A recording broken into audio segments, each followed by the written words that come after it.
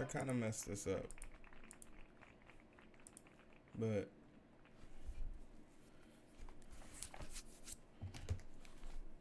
I had to do it for two reasons. Uh, One, didn't keep a promise to myself, and in large part is because I was busy working. And I know there needs to be a balance of like good work to work balance. I mean life, but it be like that. But also, whenever you hear someone say they hate small talk, just know they're not very good at communicating. So don't take it personal, right? Don't take it personal. They couldn't lead a conversation if it was following them. But how you guys doing? My name is Hero. Code Straight. I'm not used to streaming at this hour.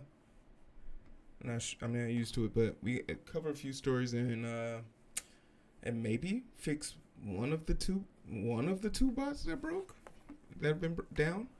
Definitely need one of them back. I need both of them back, but neither here or there. But we're gonna do a quick little news run. You guys are more than welcome to chime in, join in. As the chat engages, I'll be here talking, but I usually just go through a news crawl and then we'll look at some code. We should have some time. I should be done with this within 3 stories, 45 minutes, 11 to 12 minutes each. And don't mind me if I'm looking off that way, right? That's my B camera because I'm a professional now. Yeah, professional content creator. Professional content creator. Okay, what are we talking about? All right, here we go.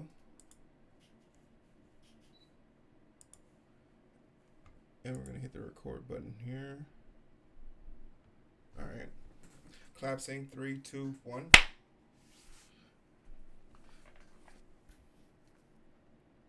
So imagine you're living in an AI apocalypse where people are literally falling in love with AI. People are literally being tricked into taking sodium bromide, which will cause hallucinations and delirium. People are being tricked into believing that they are Tony Stark-esque levels of brilliance, that people are being deceived into thinking that they themselves are the next coming of Jesus Christ, even though he promised to come back. But just like baby Jesus has lied to us once, fool me once, shame on you. Fool me twice, shame on me. But you can't get fooled again, right? You can't get getting fooled. And part of the AI boom is cause and demand. And a lot of people don't understand the spectrum of business that is allotted to us, because for every AI bot, every AI agent, for every AI tool that is made, there must be a yin to its yang, right? Because if someone is creating an AI bot to tell you that, who is this interrupting? Who is this interrupting my intro? No, I'm just playing, sorry. I forgot to turn off the alert. Forgot to turn off the alert. Appreciate the follow. So imagine, no, I already said that part, but with all this stuff going on, with all these things going down, you have to think to yourself, this is a great business opportunity, because for everything that's created in the positive, there must be a negative. So if someone wants an AI agent bot to do work for them, someone's going to want to be able to detect if someone's sending in work that is done by an AI bot. There's a yin to everyone's yang. So for everyone that is trying to figure out how to stop AI from taking over the world in a negative space, I implore you, I recommend, I challenge you to go out and create the next business model that will help stop it. Go find a way to charter a bill. Go find a way to cause an organization. Go cause some good trouble. But you're probably not as tech savvy as you like to think you are. I mean, who are we kidding? You can't even remember your Netflix password. And that's kind of saying something about you. But rest assured, there are some decent people in the world who are trying to make this AI hellscape a little bit more bearable. So let's talk about two types of technology that are coming out in the near future that will help you become a better detective and sleuth when it comes to detecting and protecting yourself from the AI apocalypse that is right around the corner. Let's talk about it. Clap it. Clap it. Yeah. Yeah. What it do? How you guys doing? My name is Hero. This is Coding with Strangers, and I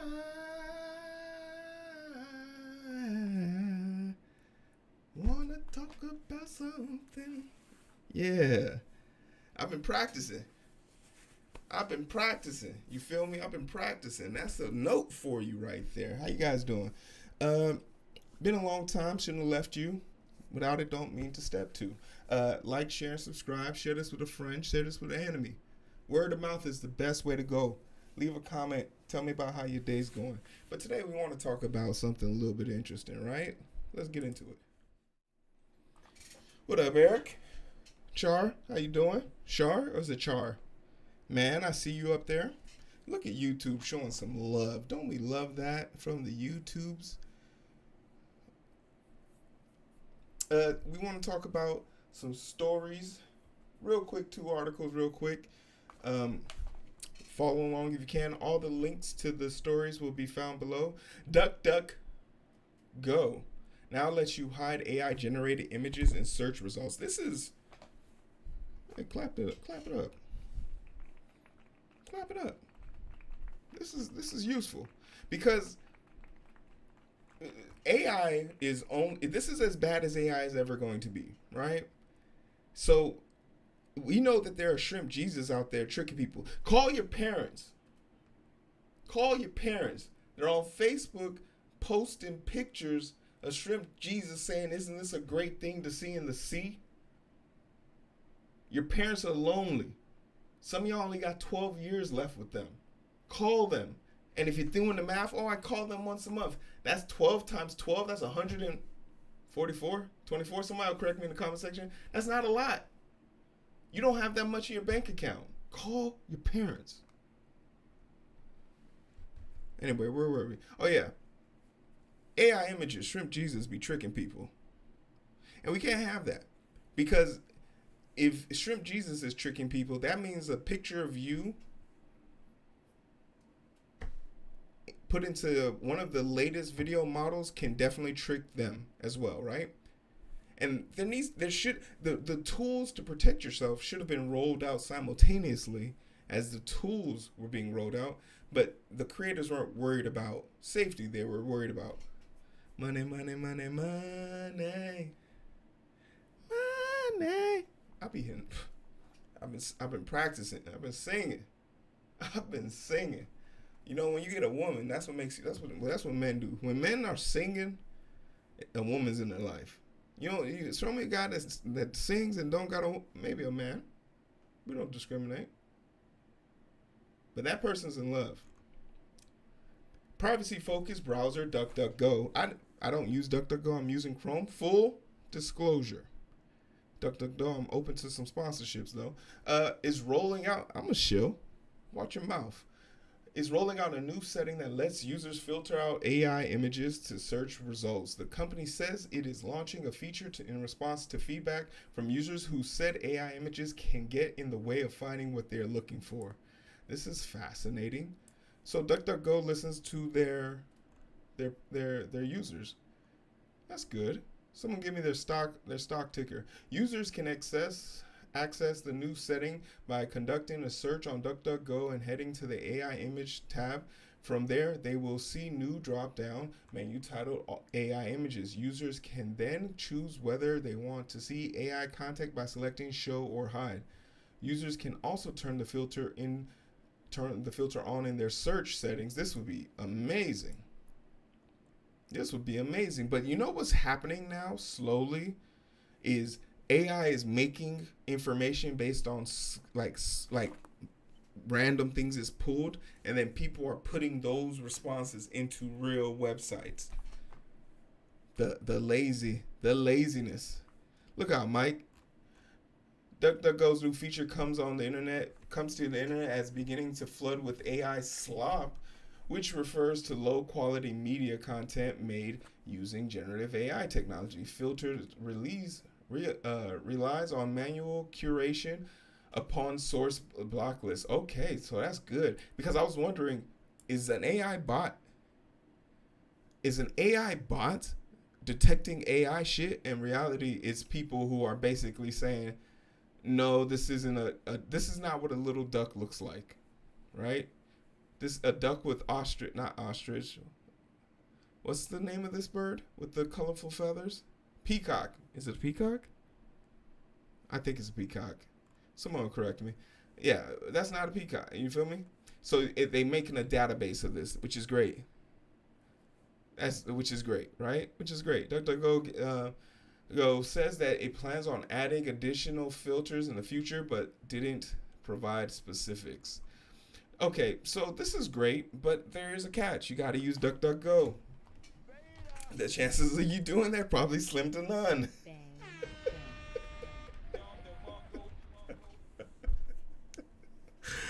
I didn't know. I didn't know DuckDuckGo. I didn't know DuckDuckGo was a thing, honestly. But cool. No, cool story. But okay, like I said, you're probably an insecure adolescent teen. You probably don't want to get bullied, or maybe middle-aged adult. Hairlines receding, putting on a little weight around the midsection. Don't worry, it's happening to all of us, even the best of us. Check me out. Check me out. It's life. It's okay. But there are other ways to protect yourself. Cornell researchers develop invisible light based on watermark to detect deepfake. You know, with the election of the congressional seats coming up in the near future, I feel like this would be super useful. Oh, Mike, can I call a timeout? Jujo, I broke your taskbot. I broke it. I need to fix it. Oh.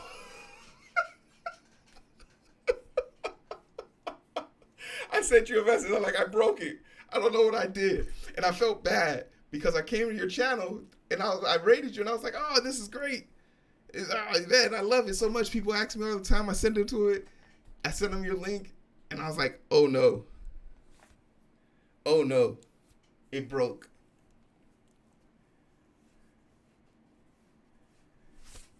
Somebody get Jujo in here. But where were we? Okay. What just happened?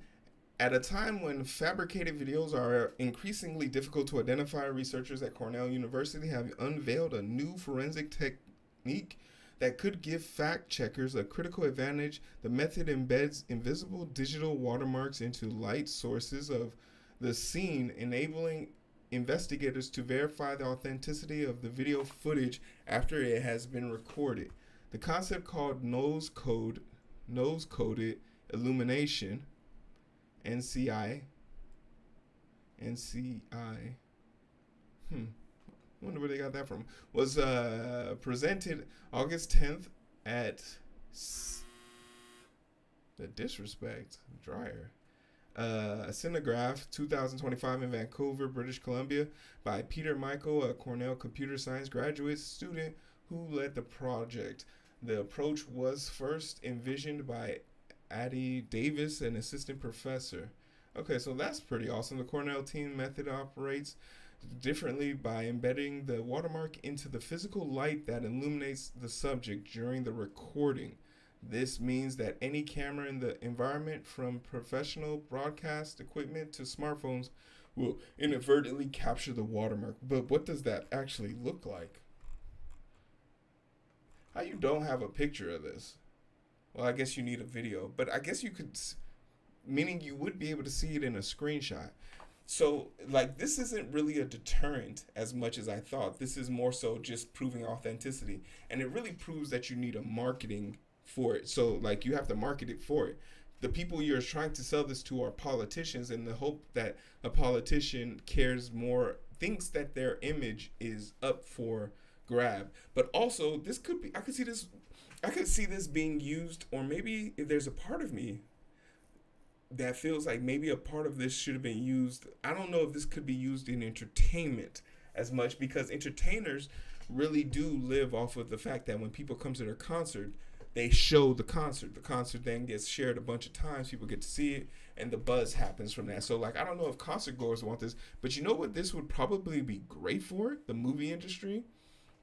Like, I know people don't really have to cam videos anymore because, hell, Superman came out July 14th, I believe, and literally it's already out on streaming. You can watch it on streaming right now, right? So like maybe this doesn't happen as much, but like this could probably be something they could use for the projectors to stop this. I feel like this technology is maybe 5 years too late, but serves a great purpose for people who who fall into the territory of being manipulated for things that they're not readily aware of, you know? Clap sync, 3, 2, 1. All that to say, you know, did I find fully bulletproof ways of you protecting yourself on the internet? No. Okay, I'm a failure. We get it. Boo. Boo me, okay? But at the end of the day, you did learn a little bit something, and the fact of the matter still remains that we do need to create some type of defense to this rapid growth of infection that is AI. And if it doesn't happen now, by the time it happens, it's already going to be too late. For the simple fact of the matter that some of the most powerful and rich people in the world, I'm looking at you, Taylor Swift, and she is nigh untouchable in the real world, but she can be touched with AI, and that's sort of like the scary part. The richest person you think you know is not safe from this technology. So what happens when someone wants to impersonate you because they have all the information they need to do so? Literally, AT&T is paying out $7,500 to their users for data that was stolen, including their social security number. So now we have the social security number, physical address, your voice, your image, your likeness. Who are you not fooling?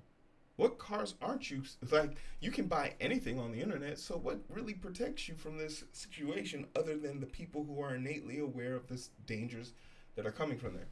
Be cautious, be prepared, watch what you're doing on the internet. More importantly, look out for one another. But that's just my thoughts on this. I'm curious to know what you guys think about it. Like, share, subscribe, clap it. I'll see you on this side. Sam Altman needs to be locked up and sent to jail. To jail. All right, cool.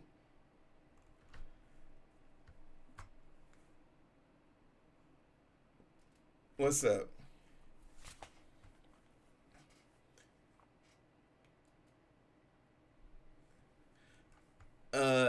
Jujo, let me know when you're back. I will switch over to the code because I was looking at it all day today. I thought I saw the update for the fix. It was like that 43 to 88 thing. Not sure if that's, but then I did a whole bunch of other stuff. I fucked it. Really, because it did work for a second, but I couldn't. None of the commands worked. That was my problem. None of the commands were working. All right. Let's quickly. Oh, let's talk about my baby. Let's talk about my baby.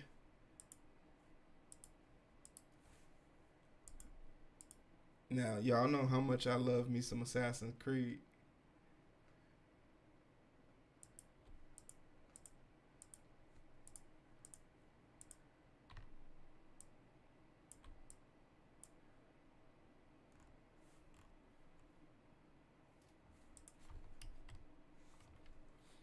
Okay. Uh,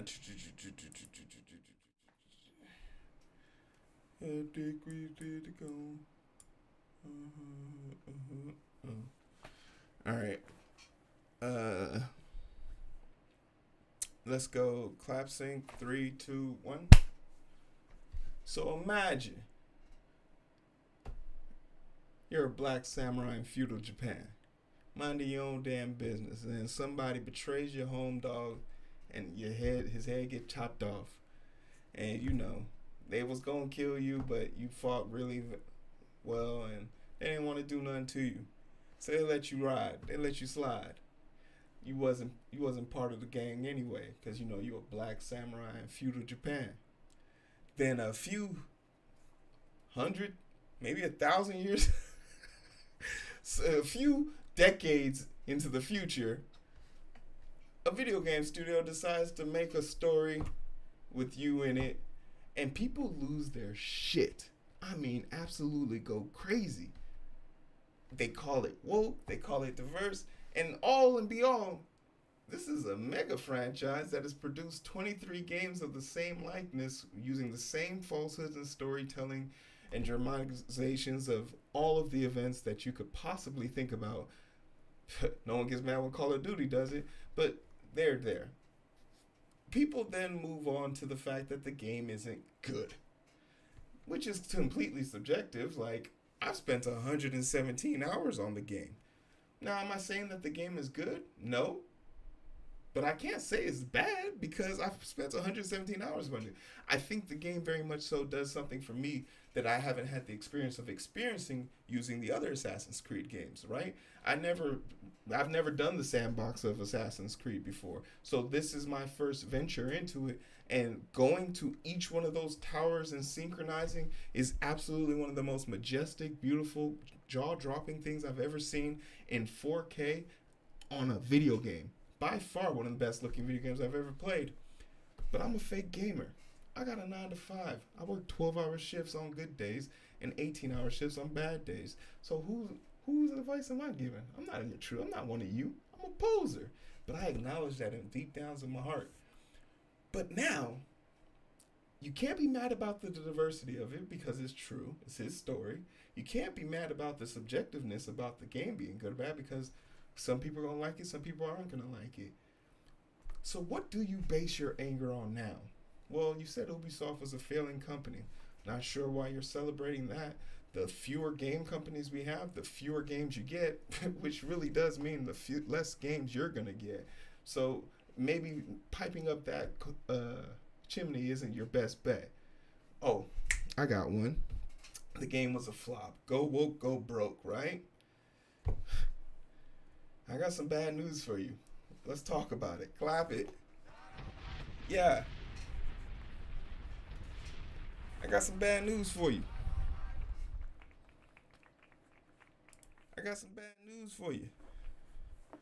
Hey, yo, what's up? How we doing? My name is Hero. This is Coding with Strangers. And I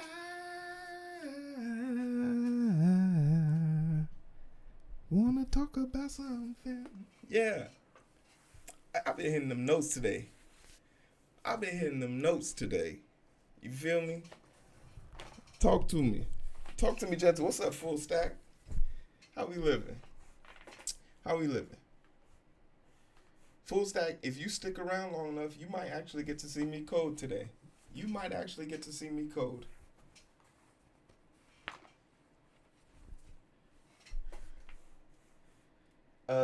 But how you guys doing? My name is Hero. This is Coding with Strangers. Make sure you like, share, and subscribe. I know you angry.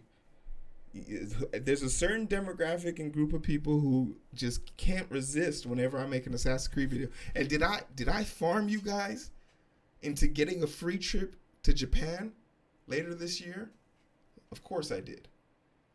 Was it worth it? Goddamn right. I'm going to Japan. Thanks to y'all. Because of these videos. It's great. But for the longest, I was told that Assassin's Creed Shadow was going to be a flop. Even though it was, back when I first started covering this, the most pre-ordered game in Europe and Japan for several weeks.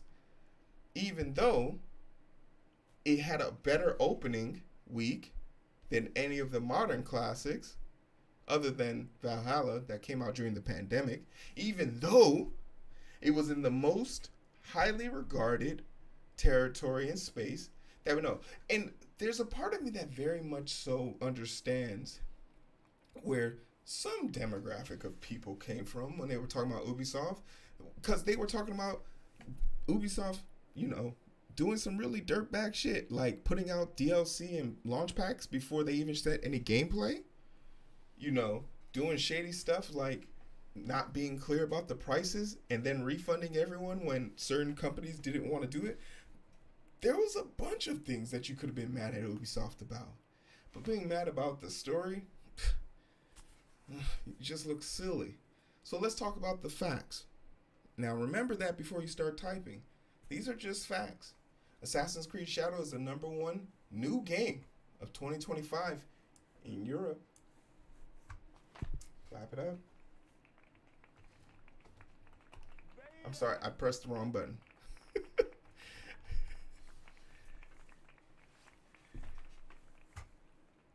You enjoyed your Japan trip? Can't wait to go? Hey, Ren, send me some recommendations. Send me some recommendations. I'm out here. I'm already going to Ubisoft. They invited me. Assassin's Creed Shadow was Europe's best-selling new game of 2025, beating competition from Split Fiction, Monster Hunter Wild, Mario Kart World, and Kingdom Come Deliverance 2. Now, this is a bold statement. This is a bold-ass statement because we're 8 months into the year. Holiday season hasn't hit us yet. I think this is a very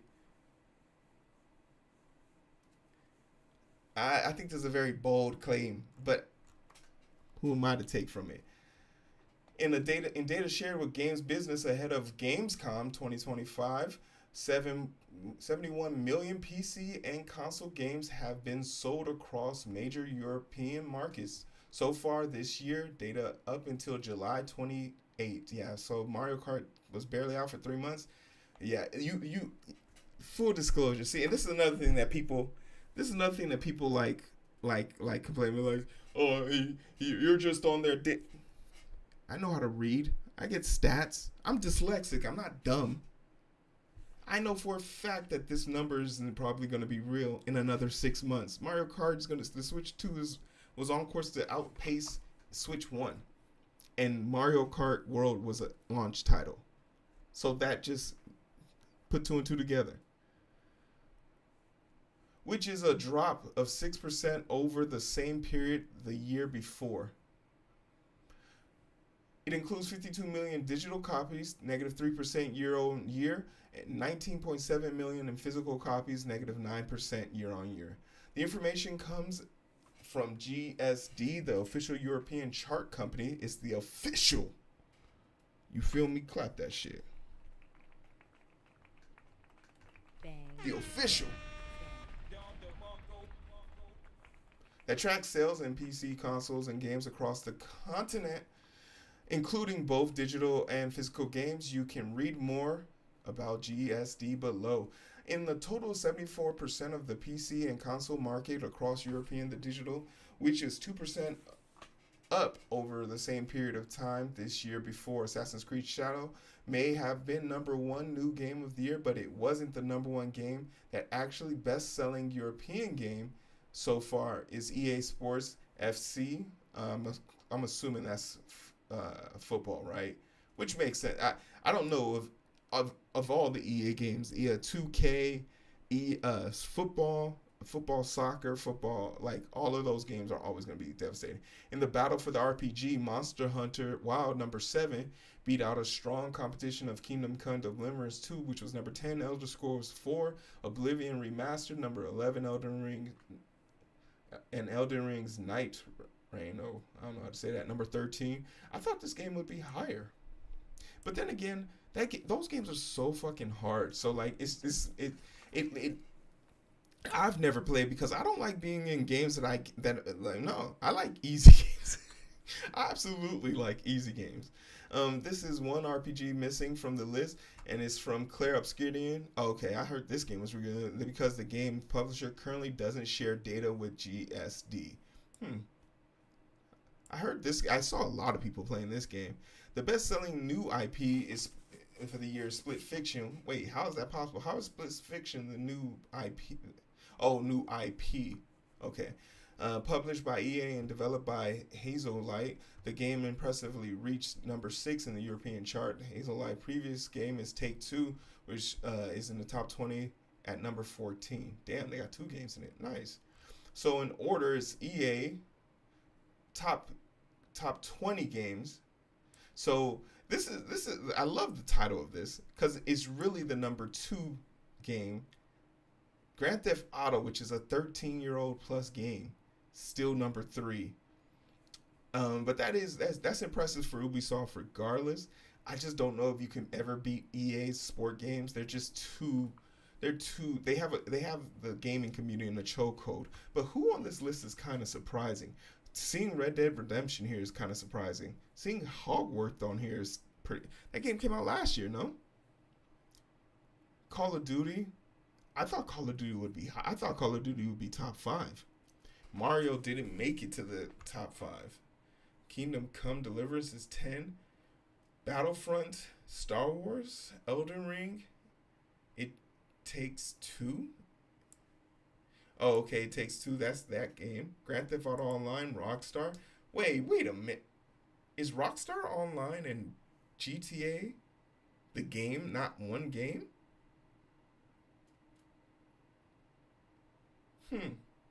Well, what did they... Okay, but like, for Black Ops, no one's playing Black Ops the game. Everyone's playing the online. So, yeah, I think this is kind of rigged. Online, Rockstar, that's kind of rigged. NBA 2K, well, basketball's not that big. There's not a league, and the Euro League isn't known. F1, Tom Clancy, Rainbow, Mario 8 Deluxe, Battlefield 1. That's good data. Now let's answer the question: is the data good? From a point of view, is very good. The data is real. The physical game figures comes directly from retailers, and the digital download data comes directly from the publisher. This isn't data based on consumer panels or market estimates. So this ain't your feelings. This ain't this ain't my opinion. This is coming from people who have an incentive to tell the truth, because the truth is money. However, although major publishers share their data, smaller publishers are typically absent from the chart. Nintendo also doesn't share first-party digital data with GSD either. As a result, sometimes a big game ends up missing from the chart. Okay, so this is kind of filling in that gap. This is one you'll notice Claire Obscurian 33 is not in the top 20, nor are Schedule 1, Repo, or Peak, which were all successful indie games on Steam. Okay, so yeah, that's super interesting. And I know why some of these smaller companies don't like sharing these numbers, because they're openly probably in the middle of negotiation for publishing. They're probably open in the market talking about publishing, or talking about getting deals, talking about expansions, talking about being bought out or being sold to or something. So they probably are being told from their negotiators not to put this information out, as it would probably make them an easy company to snipe. The one I think about is the THC, the Mortal Kombat people. They had a bunch of numbers out and everyone knew what they were doing, and they got sniped. Right? Yeah, shout out to the indie developers. That's great. Shout out to indie. I've long said this, that the death of big AAA, the death of AAA games is coming. But something that isn't happening anytime soon, clap sync 3, 2, 1, is y'all getting over this whole Yasuke is a samurai thing.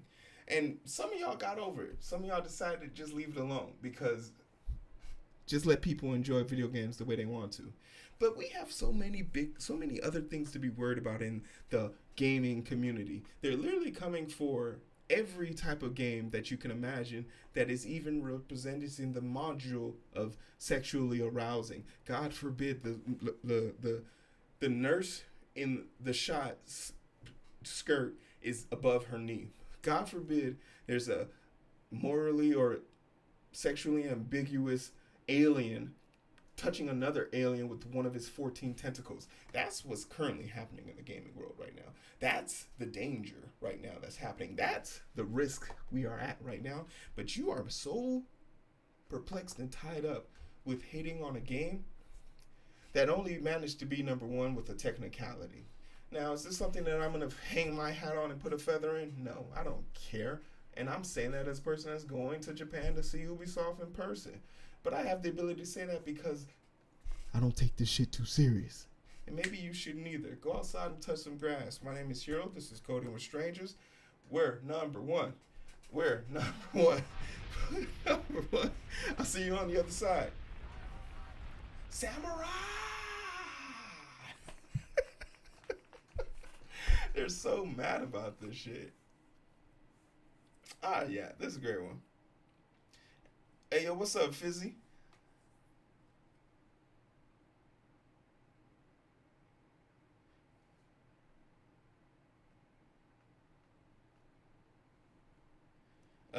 My boy posting videos got him Ubisoft invite Japan.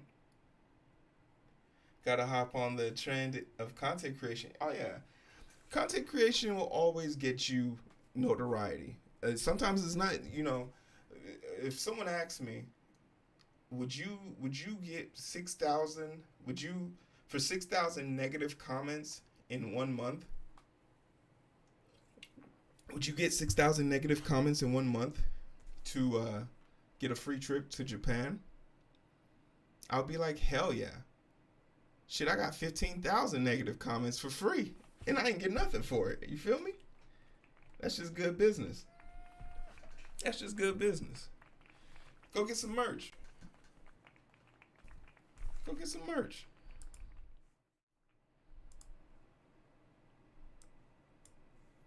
Go get some merch. You feel me?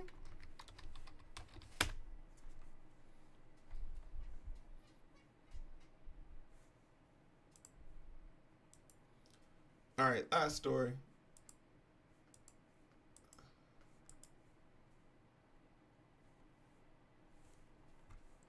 Last story, and then we'll look at some code here.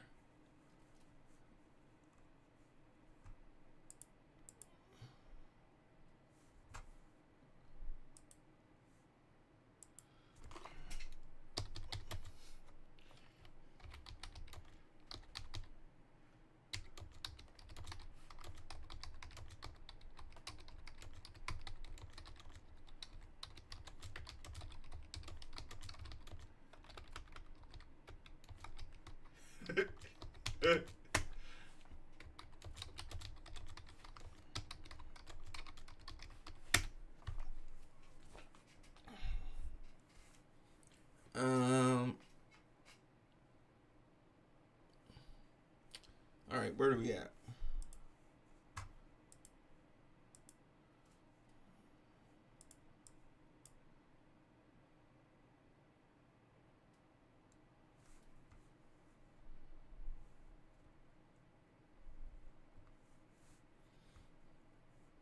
All right, here we go. Collapsing video 3, 2, 1. So imagine you're a gamer and you've been duped by the industry on several occasions. Don't worry, you're not alone. We've all been fooled into buying a loot box here and there, putting a skin or cosmetic on your player. We've all fallen for the trap. We've gone in, bought DLC before we saw any gameplay, and then wanted our money back after the gameplay came out and we didn't get it. I didn't fall for that one. I didn't. Does it count if the game was good? Arkham Asylum. I mean Arkham City. After playing Arkham Asylum, like you giving me Robin, Tim Drake, and Nightwing? Take my money. Take my money. But in the rare occasion that those games are dog water, or just reskinned versions of the new incoming class for NCAA, where is our knight in shining armor? Where are the people who are going to take care of us, who are going to make sure that the gaming industry doesn't fall in swell? We don't have the IGNs. We don't have the any studios really that are just making content out there that is designed around looking at this. Shout out to the gentlemen of Inside Gaming. Lauren Sontag and Bruce Green have covered this multiple times, and I just find it to be super exciting to see those guys still hitting the games journalism pretty tough. But the point still remains. We don't have a means of stopping this, because ultimately what's going to happen is banks are going to start making it impossible for studios or platforms to process charges for games. So, in hence, they're going to remove those games. And that is a usurpation of our own freedoms. And it is kind of crazy because this is a private entity. So, I would never impose my will on a private entity, just like I would impose my will on a private person. But when a private company becomes so invested or involved in the public that they have to make assertions of public stance, because money is a universal transaction that we all live and abide by, it's the rules of our social norms. There needs to be rules and regulations, laws that prevent companies from imposing massive gridlock, basically, and truly civil rights violations on levels that we haven't seen in a long time. So let's take a second here to look at some stories.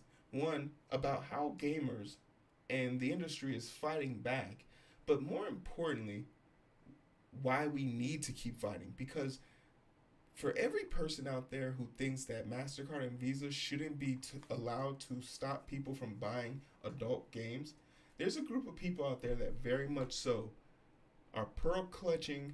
I love my baby boy more than I love anything else until that baby boy is out of the womb. And I'm going to protect them using the guise of taking your freedom and hindering you at all costs. Let's talk about it. Clap it. Yeah. Yeah.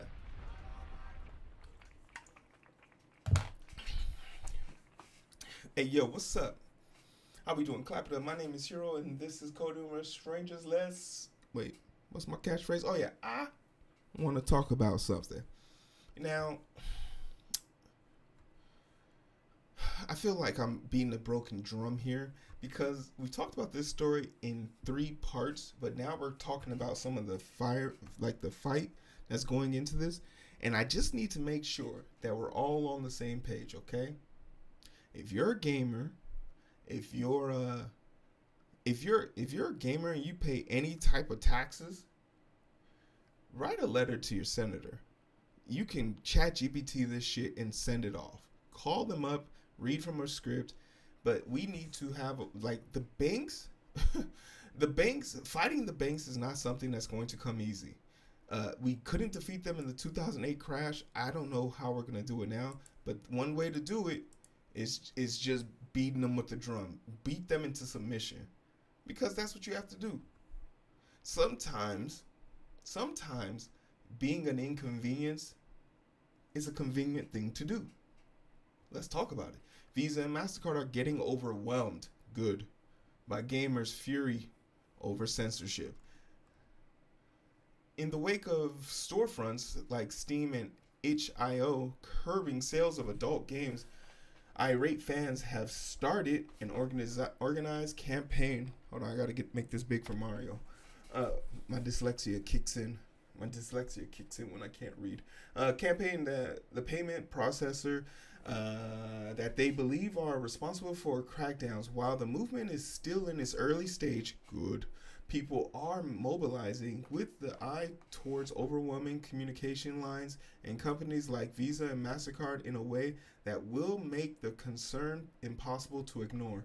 On social media sites like Reddit and Blue Sky, people are urging one another to get into contact with Visa and MasterCard through email and phone calls. Visa and MasterCard have become the target of interest because is American Express Visa? Hold on. American Express isn't part of that. You guys need to get your credit score up. Get yourself an Amex card. Clap it. Hey, I'm not part of the problem. I'm boycotting. I don't have a Visa or a MasterCard. I'm an Amex kid.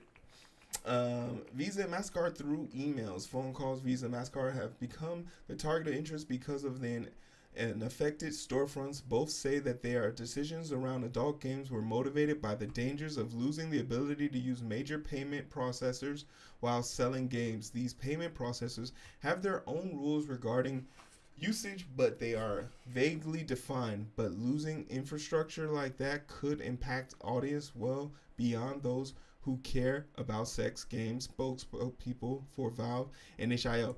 See, Valve and HIO, I don't know if it's okay to let them out so easily because you guys are major corporations. You guys have lawyers. You guys have lawyers and the money to take this on, but you wouldn't do this for anybody other than to protect the company. So instead of, and in their ideas, capitalistic ideas, it's easier to cut out a few games that don't really satisfy, because none of those adult games are. If this was like Call of Duty or one of the top 20 games, then yes, absolutely, they're going to bat for them. But this small niche audience, they don't get the love, and I don't know if that's okay. I don't know if that's okay because if that's all that these players are playing, that'd be one thing. But these players play multiple different games on your platform. They shouldn't be relegated to only one type of industry genre game because of one company. That's not right. In a now deleted post on Steam subreddit with over 17,000 upvotes, commenters say that the customer service representatives for both payment processors seem to already be aware of the problem. Sometimes the representatives will say they've gotten multiple calls on this subject of adult game censorship, but they can't really do anything about it.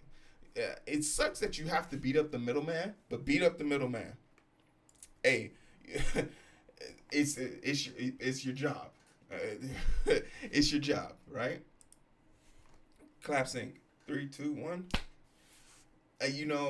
I'm not for beating up on the little man, but in this situation, we beating on the little man. It's not your fault, but it is your job and it is your shift. And for the next 8 hours of your shift, you're going to have to deal with some belligerent, asshole ass, gamer ass, toxic ass motherfuckers. Is it fair? No. Even other gamers don't like dealing with other gamers. But you work for the man. And unfortunately for you, we got to take it to the man. So, no hard feelings. We all in it together. Complain to your supervisors. Tell them that you need a mental health break. Once this starts to affect their dollar, they'll probably start to holler. You feel me? Folks applying pressure know that someone at the call center has limited power in this scenario. Like the one, typically agents are equipped to handle standard customer issues like payment fraud, credit card loss. But the point isn't to enact change through the specific phone call. Exactly. It's to cause enough disruption that a ruckus theoretically starts to cost payment processors money. Because the longer they're on the phone with you, the less time they're on the phone with paying customers. I love the idea. Who is this girl and why they keep showing her? Oh, it's a video game? Emails can be ignored, but very, very long queue, making it near impossible for other clients to get in with help. Will help as well a lot. Read the top comments of Reddit's threads, and the same threads people say that they are hanging on to the call, even if the operator says they'll experience multiple hours. Yeah, fuck it, just do it. Put it on ringer and walk away. Oh, this is great. This is great. Collective Shout claims that its online petition to HIO to pull games with sexualized violence, torture games against women, but alleged the storefront made its own decision to censor not safe for work content site-wide. So, they're trying to get ahead of it. But I'll say this right now.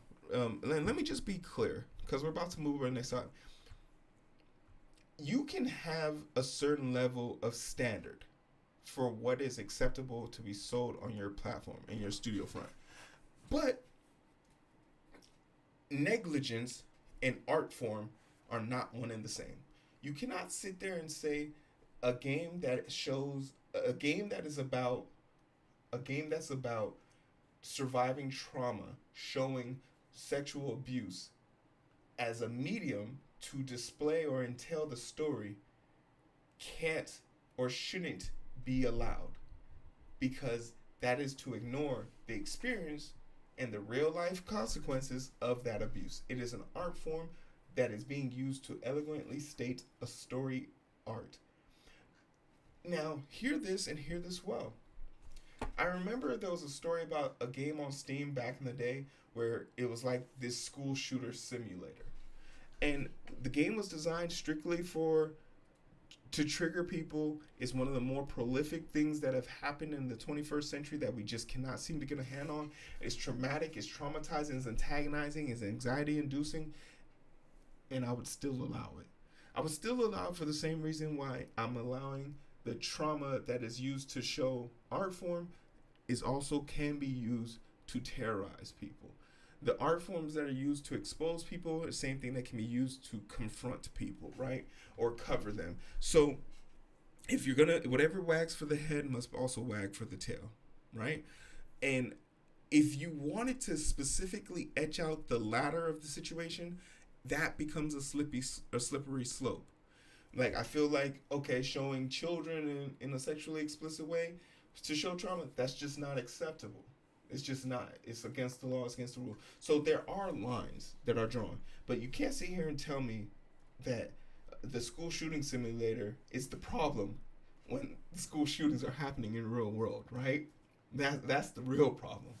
And ultimately, that video game, you don't have to buy it, right? You can't avoid a school shooter. There's no avoiding that. The last thing I want to say to this is, if we don't stop people from doing this, the slippery slope is then all of a sudden being LGBTQ, that's a little bit too much. Oh wait, there's too many black samurais in your game, even though there's only one. And then that becomes too much. And then all of a sudden it's, we only want people named Jake, Paul, or Tim, or John to be the protagonists of our stories. And Nazis aren't bad anymore. That's what happens, right? So we have to be very careful about what we do and how we do this. But this isn't in our imagination. It's our informed reality. Because we do know of platforms that are just not in prepared. There was a story about a Twitch streamer or YouTuber who specializes in working with law enforcement to get pedos and PDF files off of video games with children. And he got banned from the gaming platform, not for doing something noble and righteous, but because he's drawing too much of negative attention to the platform, because the platform doesn't want to do that. And what does that lead? Now we have a Louisiana lawmaker trying to sue Roblox and say that he's doing it for child predator, because of child predators thriving. So this is a combined battle where we need the platform and the users to corroborate. And keep in mind, both sides have bad apples that are not interested in either side winning. And the whole time, the more time we spend fighting each other, the more time child predators thrive. You want to do something about the child predators on there? All right, monitor the chats, monitor everything you want to. Hard block hardwire. Make it a fiscal financial issue, but don't let the worst people in the world start making the rules. Louisiana, where the child mortality rate and the women's birth rate is the lowest in the country. I think it's the third lowest for education. Where 1/3 of the children population go to bed hungry. Roblox is overrun with harmful content and child predators because It prioritized user growth, revenue, and profits. You got me agreeing with the Louisiana Attorney General. These statements are meant to be inflammatory and supposed to cause fear in the hearts of voters, and it works. It works. A few months after the report, forensic financial research firm Heidenberg Research blasted Roblox corporations for inflating key user metrics and called the platform an X-rated PDF hellscape, exposing children to grooming, pornographic, violent content, and extremely abusive speech. Roblox rejected the claim made by Heidenberg's research report, calling the finding misleading. So what do you call the findings then? Roblox said the average about 11 million daily active users who send more than 6 billion chats, message, and 1.1 million hours of voice through the platform. The data comes from recent posts from Roblox on its decision to ban in-game vigilantes. Oh, so they did talk about notably the Roblox user known as Swift. Man, this person who wrote this used AI. That's crazy. Who would have attempted to ensnare child predators and report them to the law enforcement. So yeah, they care more about that stuff than this. So ultimately, to say the fuel that is being used to cause this, the cycle is perpetuating itself. The cycle is perpetuating itself, and we, as a responsible group of adults, have a job to do. I dare I say is one. Watch your goddamn kids, because from the beginning to the end, to the middle to the end, fuck them kids, because it's not my job. It's not my job to watch your kid online. When I'm playing video games, while I never make it about looking for kids online, the fact of the matter is, I know when I'm playing a Call of Duty game, I know that there are probably underage kids playing the game, but I'm also not a weirdo who just starts talking crazy online. But I'm also a reserved gamer. I'm a reserved individual in the sense that I don't need to engage in chat. I don't talk to people in the gaming sphere or talk on my mic. That's just not my style. But the fact that they might take that from me to be able to talk shit after I dunk on you, after unloading a full clip of AR and missing every shot except for the last 4 that put you down. Yeah, I want to get on the mic and talk shit about you, because that's a horrible thing to lose to me in that gun battle. But in the rare occasion that will be taken from me, that in itself is the problem. But once again, if we are worried about children seeing things that they're not supposed to see on the internet, but we are not concerned about children being able to have enough to eat, not having enough money for health insurance, not having proper education, not having AC in their schools, not being able to get public transportation to go to schools, not having the ability to buy supplies, having the fear of being shot down in school. If we are more concerned about what they are watching on the internet than what is happening to them in real life, I'm here to tell you, you don't have to worry about those kids getting fucked on the internet, because they're already getting fucked on the outside. But you don't gotta believe me. Just talk to your local politician. My name is Hero. That's Coding with Strangers. Clap it. I'll see you on the other side. Fuck them kids. But not for real, though. Oof. That was a lot of talking. That was a lot of talking.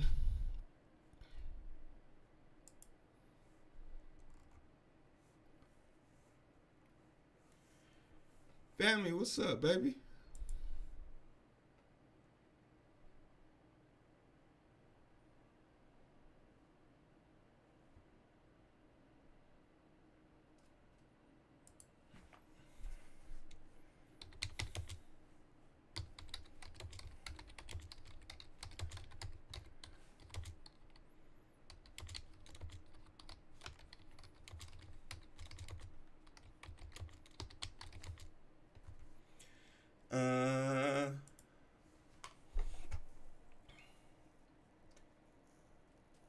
Having the same assignment to take data annotations and will potentially pay me $40 an hour. Nice. Oh, you making good money over there. $40 an hour. But I want to finish Introduction to Programming course first before I do it, since I gotta catch up. But I will be good to put in a resume. Why can't you do both at the same time? Uh, what you trying to? Why you trying to be perfect? You could do them at the same time. You could do it at the same time, baby.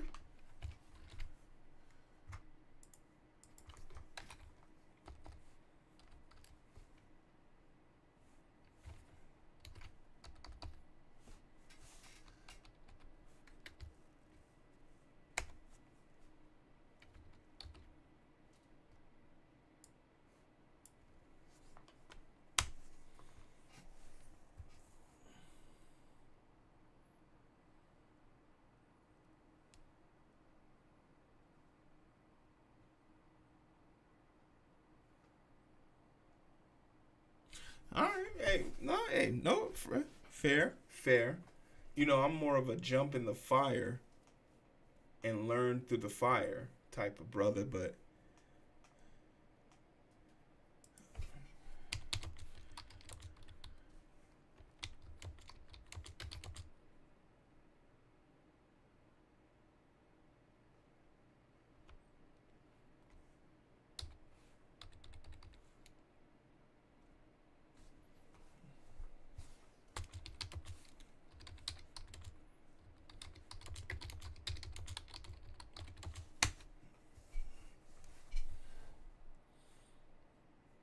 all right, let's do some coding.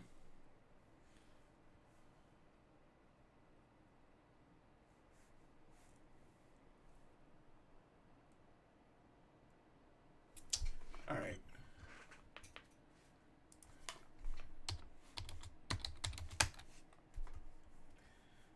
all right. I got the I don't know if I think I'm blessed. I think I'm blessed when I have the ability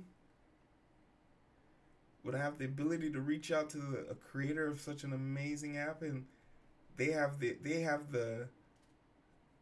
kindness in their heart to put up with my, like, I'm no one special.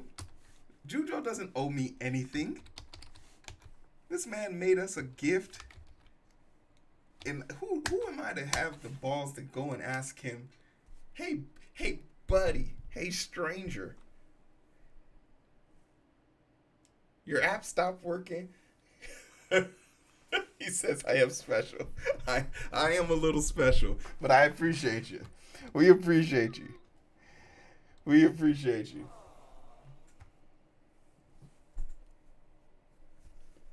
You guys go follow Jujo. Tell him a hero sent you.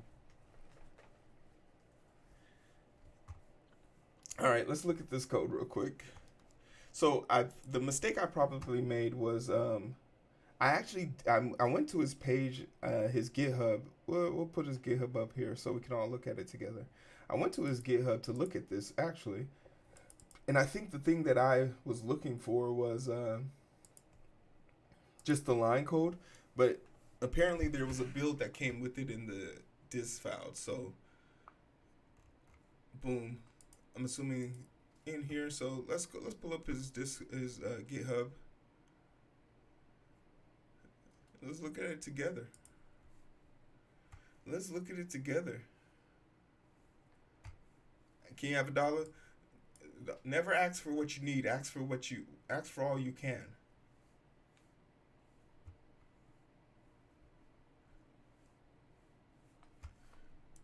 You feel me?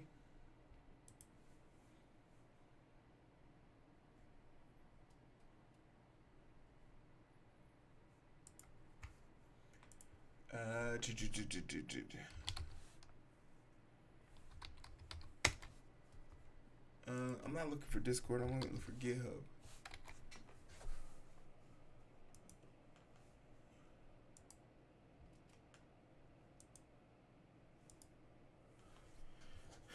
Yo, what up, Fizzy? How y'all doing? I know it's been a minute since y'all seen me on this stage like this, but it feels good, man. And And I hate that it only can happen, or it only happens once in a blue moon. Y'all know I be working, man. You know, some people let me be a sort of let me be sort of like a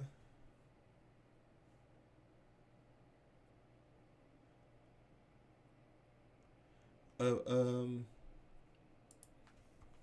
a cautionary tale, you know?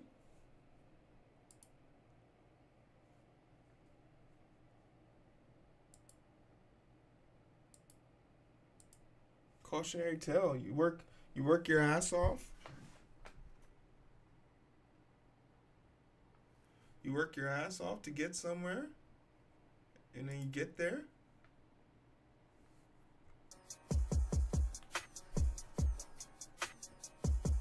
and then it's and then you're here. You're here. You're doing what you said you doing what you do supposed to do, but then you don't have time. You don't have to, you don't really. It's not that you don't even have time to practice. You don't have time to explore, because now you actually have a list of things you need to learn, which takes away from your imagination. And truthfully, whenever you start to lose imagination in all aspects of your work, you have truly then lost. That's when you get into the situation where you're waking up every morning, you don't know why.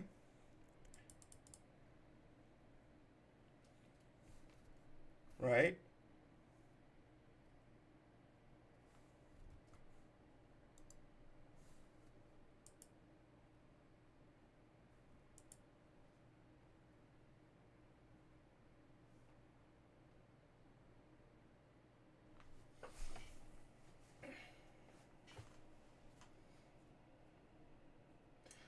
Just saw the clip where the earthquake happened live.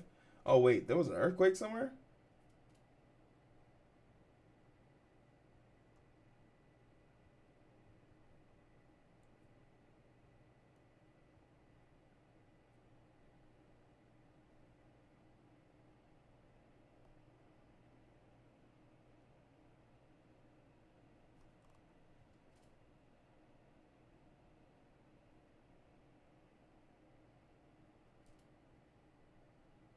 Anything below a 5 is weak sauce. If it goes over 6, 7, etc., it becomes exponentially crazier.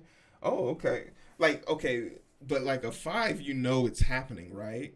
5, you can feel that. Like, you know something's going on.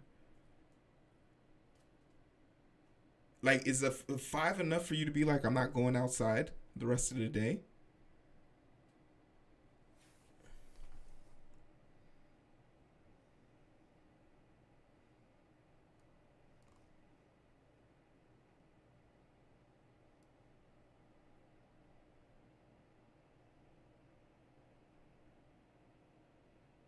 Yeah, 5, 6, and 7 are all crazy. Below 5 is okay. Okay, all right.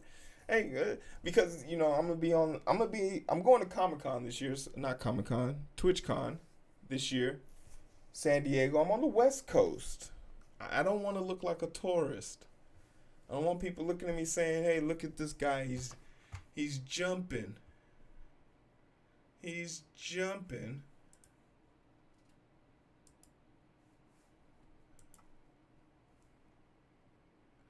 Oh, that disk file. Okay, wait, shit. What is in the disk file? Oh, okay. You changed something in here too.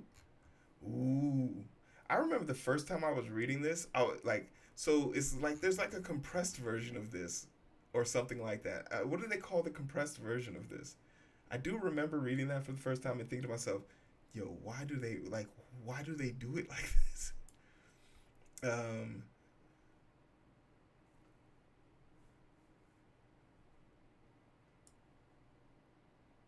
yeah. Let me just. How do I? Yeah, let me just copy the raw version of this.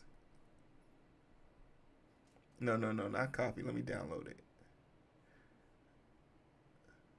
Because there shouldn't be anything I need to change directly in there. if I just download it.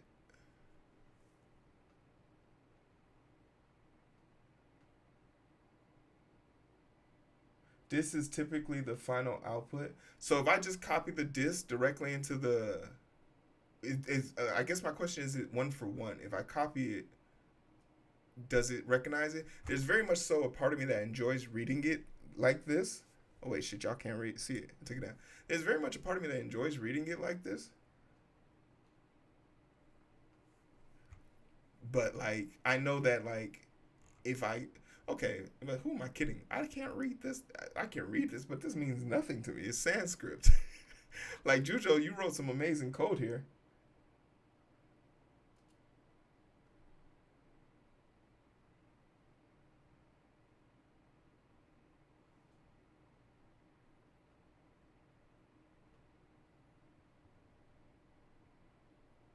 Okay, but here I did okay, so this is the part that I'm scared about because when we go to the co-working the stream, um I think I actually changed your I did some funk shit.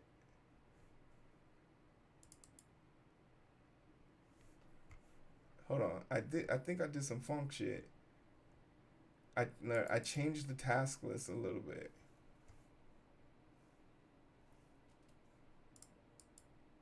Yeah, here we go.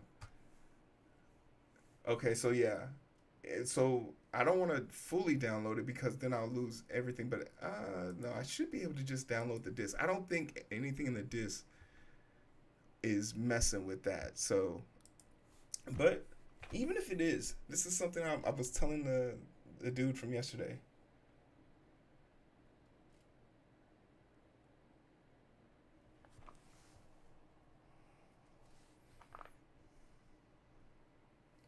Oh, okay, okay, okay. Yeah, yeah, yeah, yeah, yeah,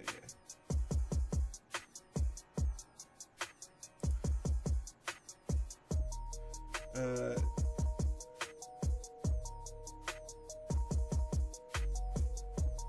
Okay, I'm gonna put this on.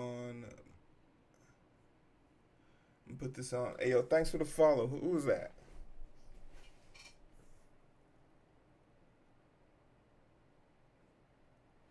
Oh, yeah, get some zest, baby.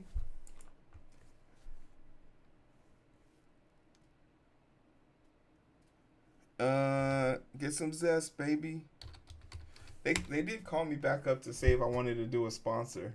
It was funny. I was like, yeah, sure. I just gotta get my shit. I gotta get my shit together.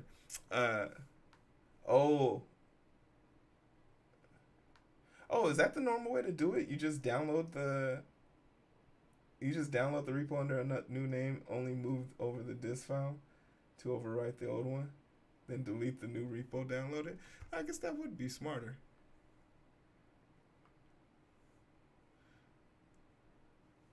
Uh hold on. What am I looking for? Okay. Coding.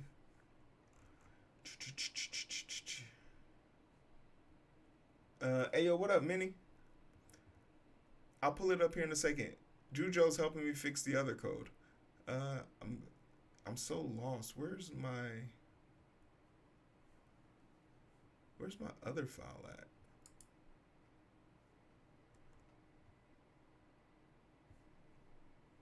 PC. Sorry, I haven't done this in a while, so I don't even know. I don't know where all my stuff is hiding. Okay, I found it. Okay, we're gonna just save it here real quick.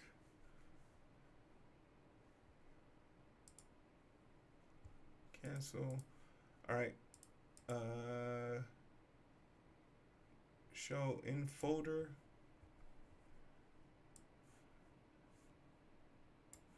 Uh, so I don't get this mixed up. One. I'm just curious to see how it pulls up. I know this is a hard part, an annoying thing to watch me do, but I am very curious to just see how it pulls up. Oh shit! It literally just pulls up. It's two long ass lines. That's crazy. All right, so we can get rid of this one, or rather, Yeah. Well, it's a different name, so it should be fine. All right, let's refresh. I changed the name, so we should be good. Where we going? Refresh. Servers restarted. All right, cool. Let's check.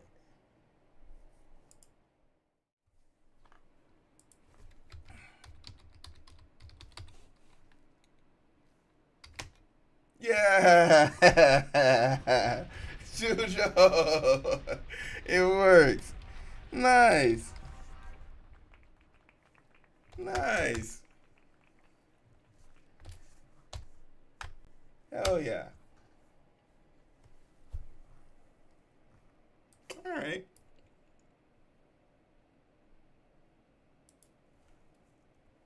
Ooh, actually no.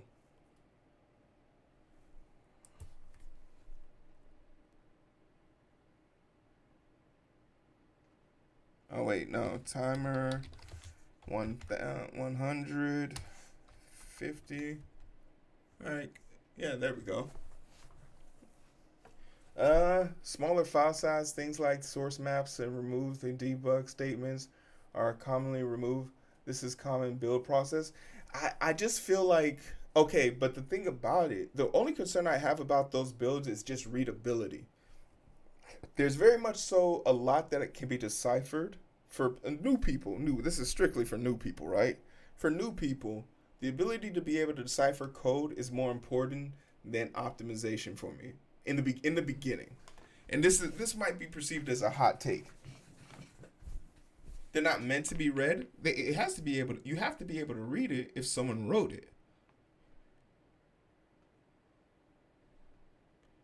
If someone wrote it, you would have to be able to read it. How else would you explain it to somebody? They should be reading the source. Oh, interesting. You take the read Node.js and compile it down. Oh, okay. Oh, okay. There are two versions of the file. Okay. That makes more sense. All right. I yield. I yield. Nice. All right, so one bot is working, one bot is still broken. You guys want to look at the bot that's still broken? Let's look at it together, shall we? Minnie, what you doing?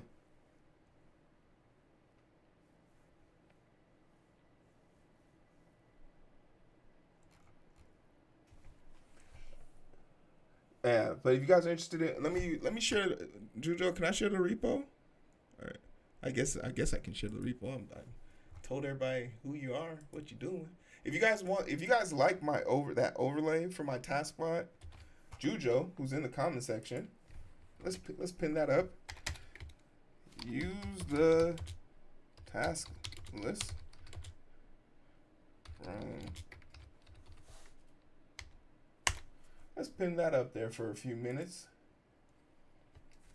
If you guys like that bot or you want to see the code yourself, feel free to check it out. And I would have gotten it. I would have gotten away with it if it wasn't for those pesky kids. But no, I only changed one half of the code, so that's what you get. That's what you get. No, thanks for the help. I appreciate it. Maybe make a little clip about this. Make a clip about this. I'm gonna make a clip about this. Send it to you, and then anytime somebody asks you in the next 30 days, just send it to them and be like, a perfect stranger figured this shit out. Stop asking me. No, I'm just playing. You can do whatever you want. All right, let's look at some game dev. Yeah, you should be reviewing and reading code from this folder. The new version has the focus command. Wait, it has the focus command. I've been using the focus command.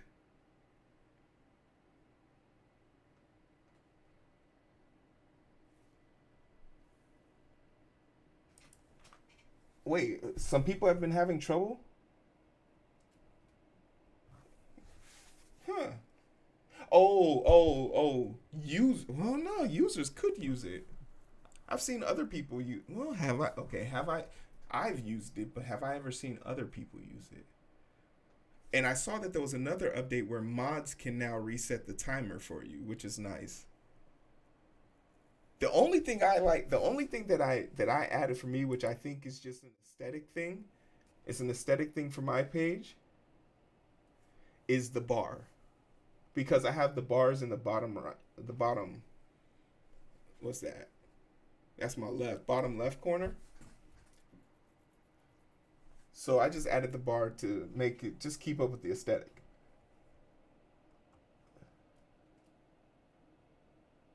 Oh yeah, then I think I've only been no, I've been using this for well over a year. And as people complete things, my Hawk Tua, I need to change that. That's no longer like relevant. People are coming to the channel and be like, what is that?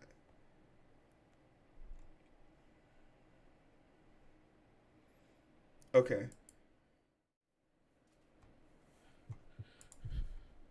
All right. So where are we? Okay. So last time we were here, um, man, what were we doing?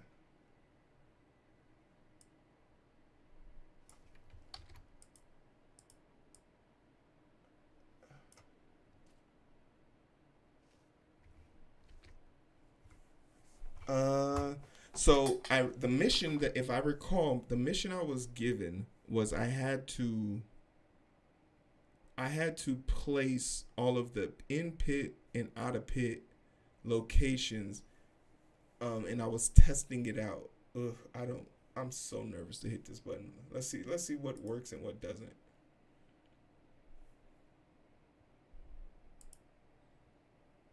Ugh, get wrecked. All right, so we got problems already. Oh wait, sorry, main. I guess it didn't care. Hold on. I don't have none of these that work. Is it meant to be run? Uh,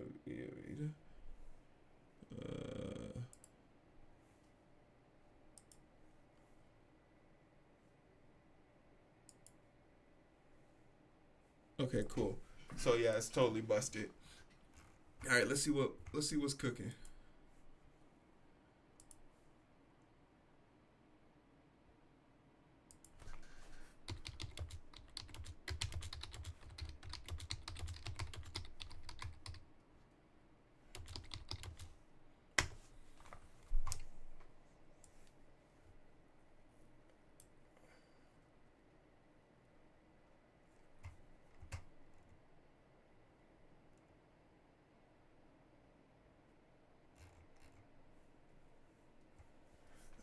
Okay, so we have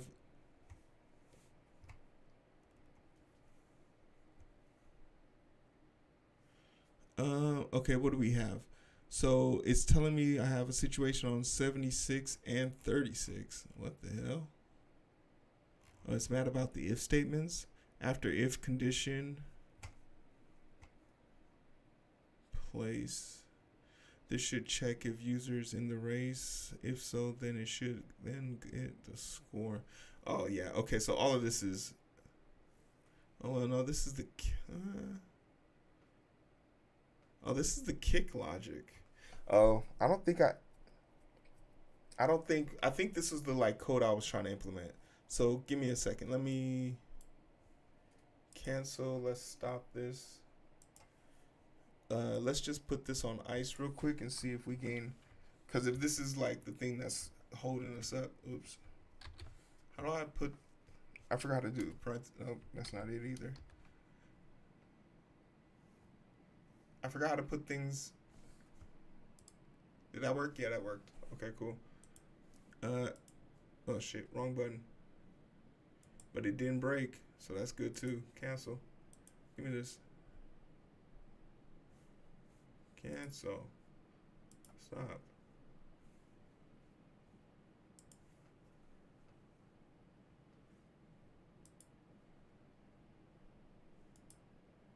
I need to get rid of place too.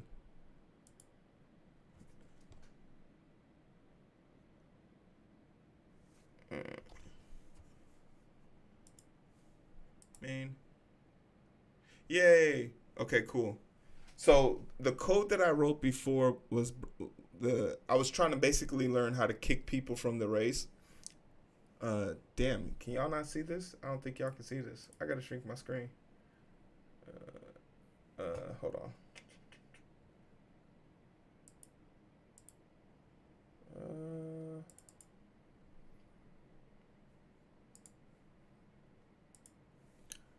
oh, but you guys can't see the pop out. Okay, so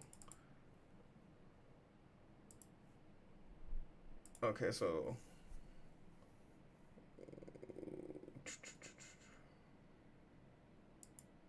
there we go.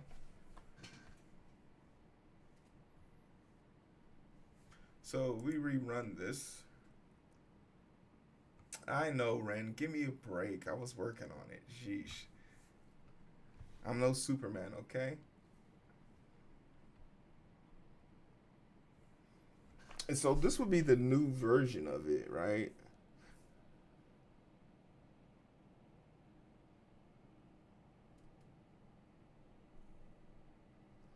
So in the new race, you'll everyone will have a set speed, but the reason why we have them going faster now is just to help test, just for testing purposes. So, but in the new race, there will be an increase to the speed, and that way people still feel incentivized to type and interact. You just go slower when typing.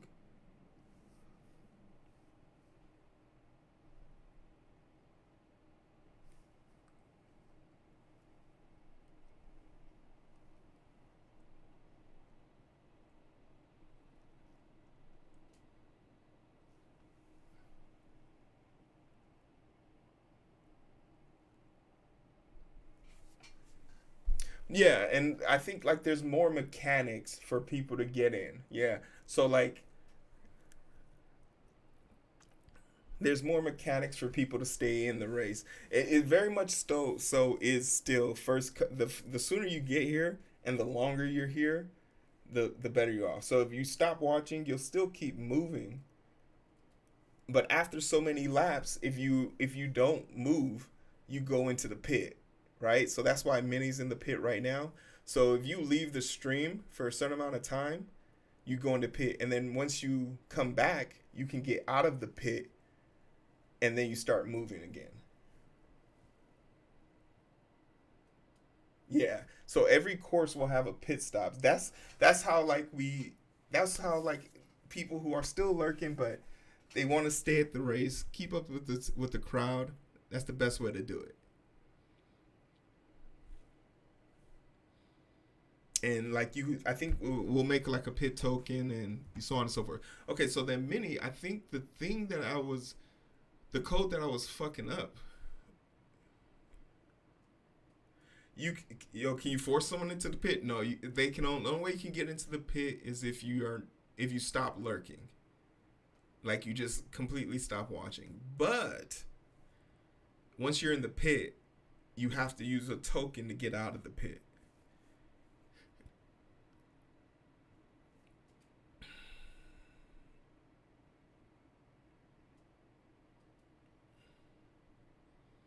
Okay, I should be entering the pit now. Ooh, miscalculation on the pit entry. Wait, what happened to Hero? Yeah, I'm in the pit. We're both supposed to enter in the pit. So that makes me want to go back over here and look at. So I have the detection up here. So I'd probably want to move the detection. You would like to request a force pit trap? Hey, you got to talk to you got to talk to the lead engineer, Minnie. Ask Minnie. So this is what is this one?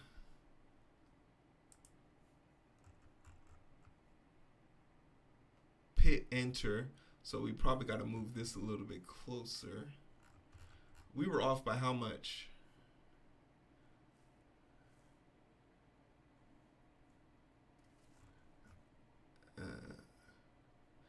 And I feel like it was also just like it was running kind of slow, but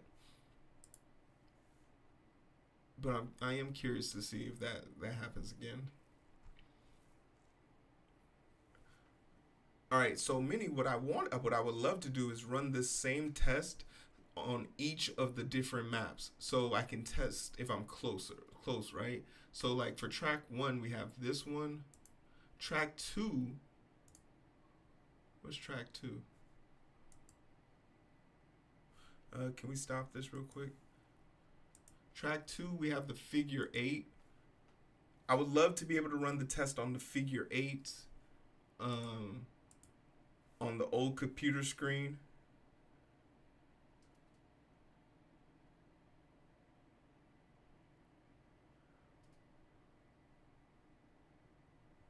Oh yeah, Jujo's cool. Cool as the other side of the pillow. Tested for the computer screen. Tested for Rainbow Road. Rainbow Road's pit is in the star. And then tested for the star. And I think Rainbow Road also lives within the inside of the star too. So like that's the part I was trying to figure out how to do before I came back to you. And I feel like if you could teach me that, then I can get into like lining this up. So real quickly, while I'm here, um, I do wanna make sure that isn't landing in the same spot. It's just about the scene setup with the start and stop point.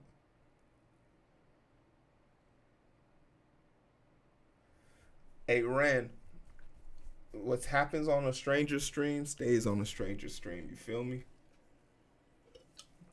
If y'all don't talk about it, I won't talk about it.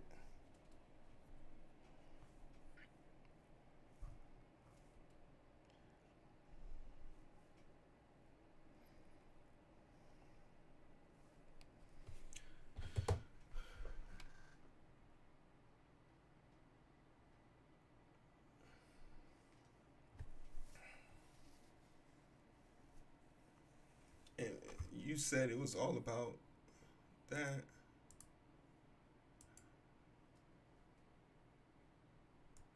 I kind of like this better when it was a pop out because I could still work on stuff while I had this running in the background. And for some strange reason, Minnie gets into the pit sooner. So there's a part of me that very much feels like if something happens to you from the point where you hit the pit marker's here. And if you're running fine, you'll get in there. But if something happens to you from the point where you hit the pit, which is right here, in between here, or coming around that corner,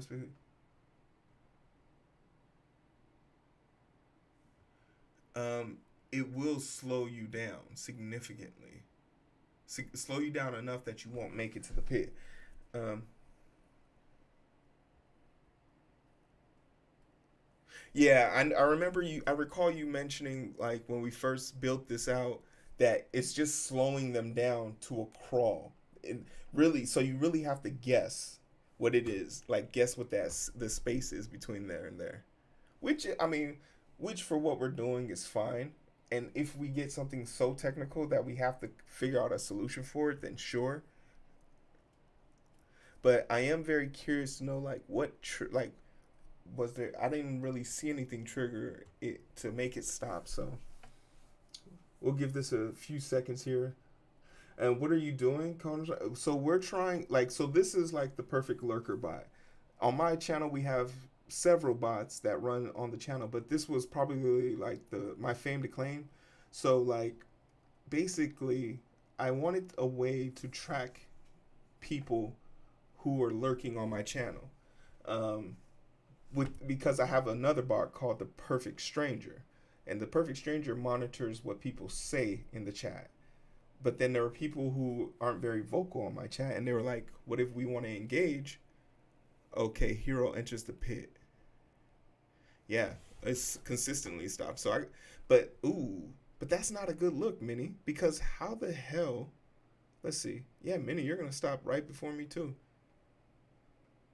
just a little bit in front of me. How the hell did they enter the pit the first time but not enter it correctly on the second time.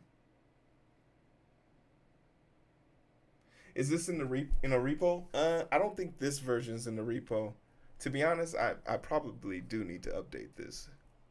Um, we'll probably we'll probably push this in a little. I don't think this version is in the repo. Not yet. Yeah, Minnie, I'm not sure why that's happening. Because it happens correctly the first time. But the older version, the original version, version 1 is in the repo. It's called the Perfect Lurker.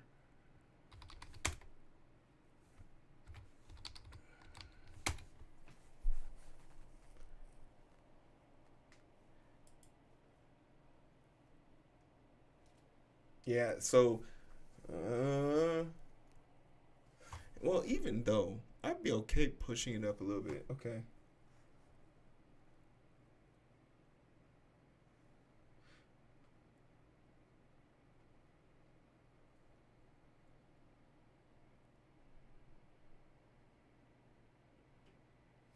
Yeah, but you went to the pit. We both went to the pit twice. The first time we went, oh well, I guess no, because the first time, both times we made it all the way to the end. So maybe it's just, I don't know. We'll revisit it. But okay, let's talk about. We'll revisit that. We'll revisit that. Let's talk about changing this up a little bit.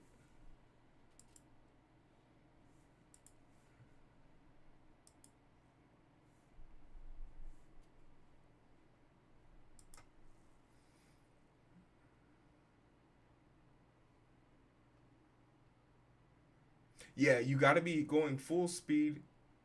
You got to be going full speed, and if you're going full speed and you hit the pit, you slow down, and then you get hit by something else, you're not gonna make it. Yeah, this is Godot. Hey, yo, what up, Taurus? We'll figure that out. Let's just talk about getting the other ones to run on the other one so we can at least get an estimation of where everything is. So this one works fine. What oh wait, you probably can't see none of this, can you? Minnie, let me know if it'd be easier for you to get this on a screen or something.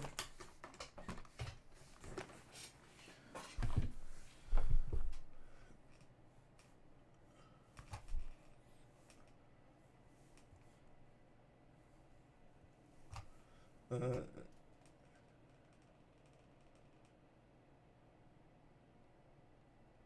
a huge Godot fan in Vegas. That's nice. Were they building anything cool?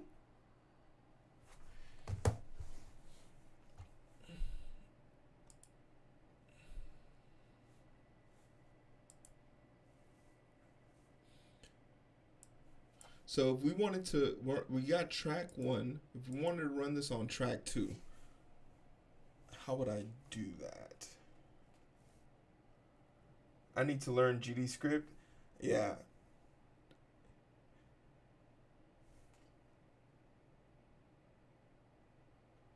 C hashtag? Well, you can use C hashtag in Godot.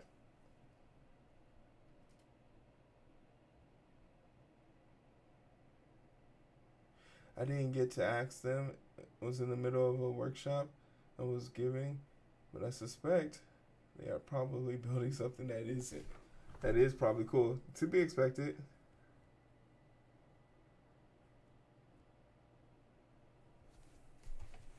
Yeah, GD script seems to resemble like it gives off Python vibes.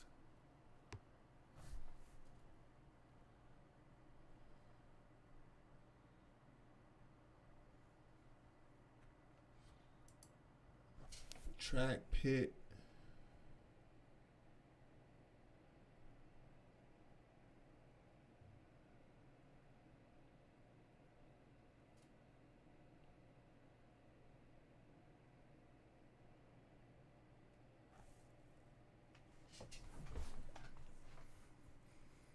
Oh.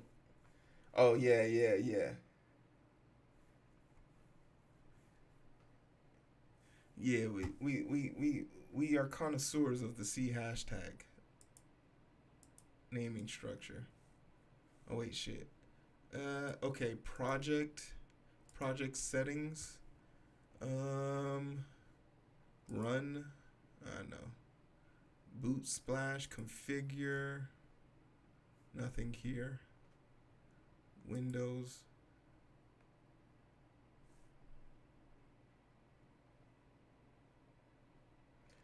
Actually, so when I'm talking about when I'm talking about when I'm talking about data in the possessive, I say data. But when I'm talking about data that I own, it's always in the possessive. But I'm talking about data that I'm giving away, I say data. So I use both. Like I have data, but they have data.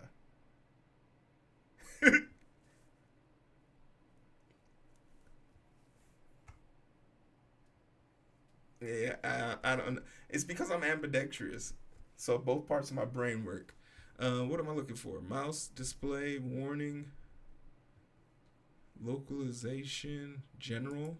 No, that's audio, physics, debug,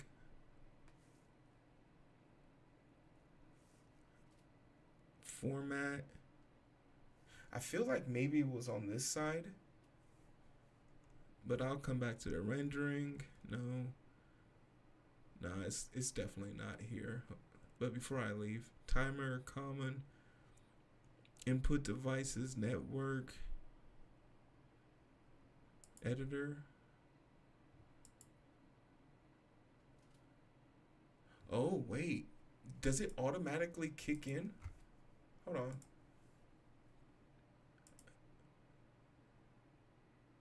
No. Okay. It doesn't automatically kick in. Can I choose a different one?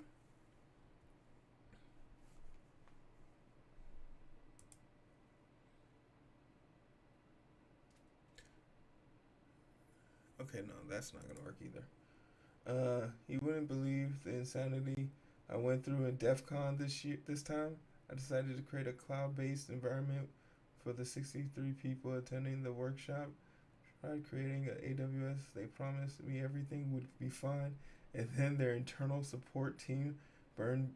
Ooh, at the very last moment, I had to fall back to a paper space, part of a digital ocean these days, and I managed to pull it off. Hey, yo, clap that shit. You, Taurus, please tell me you have this recorded? They're filming this for you. Like, I would love to see the recordings for this. Also, how the fuck did I miss DEF CON again? How did I miss it again? It's alright. I'm going to TwitchCon this year. Nodes. Minnie, are you still here? I'm looking for this thing. Visibility. Track 2. Shapes. I'm not really sure what I'm looking for, though. That's the problem. Scene? Oh, wait, maybe? You're trying to set the default track. Yes.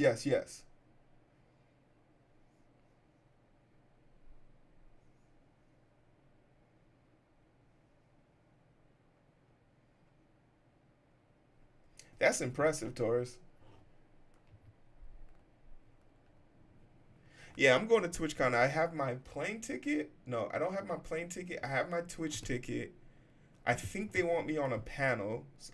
I have to talk to my rep. My rep asked me if I would be okay to be on a panel. And I was like, yeah, sure. What's the panel about? And they were like, I'm not sure. And I was like, okay, sus. And then they want me to. Then we're gonna do like a club meetup. You know, I'm one of the founders for the co-working and coding. It's on some like track manager. Okay, track manager.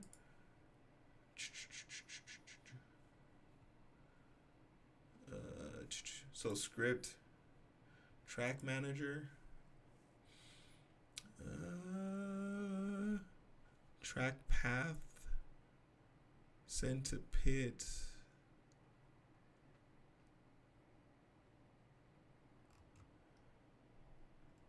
Send to pit.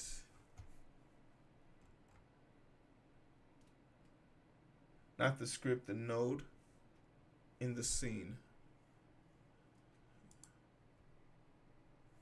Okay, so I need the node in the scene. Okay. Ah.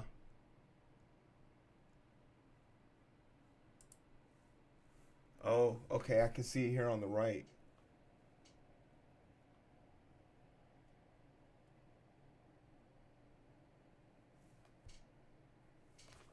Huh. Oh, because we have 5. But how do I know which one's attached to which? Is there something in the code that makes it go to default? In fact, here it is. For T in tracks visible, this is how we randomize it. Turn off other tracks and logic for this to loop is best. Okay, so this is how we get it to randomly select. So then up above track path, if select track is null, it always goes to track path. Oh, pick random. If it's none, select track dot pick random. The first field is default.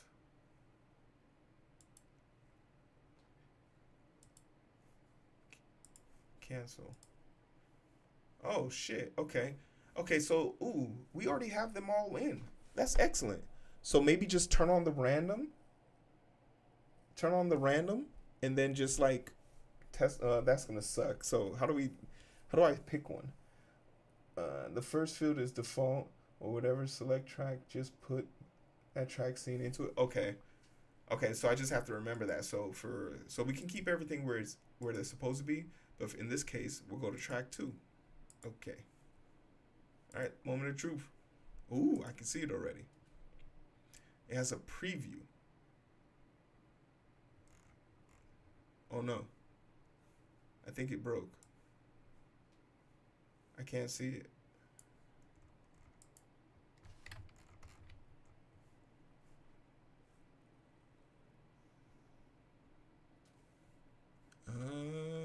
I can't see it. Oh wait, I know what's going on. I know what's going on. Everyone clap if you know what's going on. Yeah. Oh shit. Wait, how is that possible?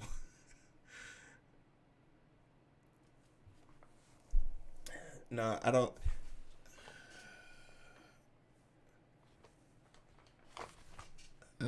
I thought I had the answer. I was wrong. Yeah, I expected it to show up on here.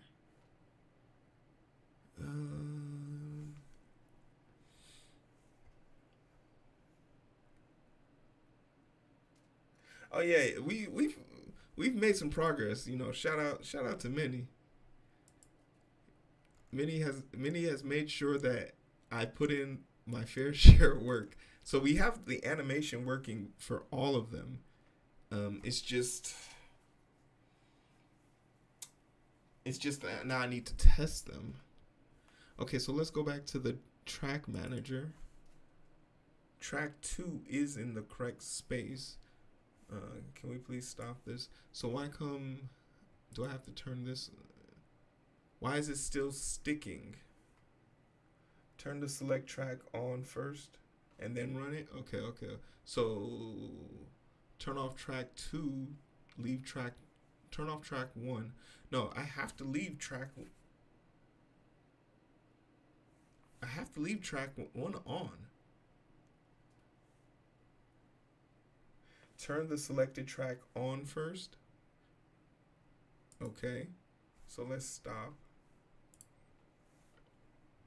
Well, I was just basing this off of the illusion, so I can see it here in the main T. But as long as track one is on, track one definitely has the path for these two.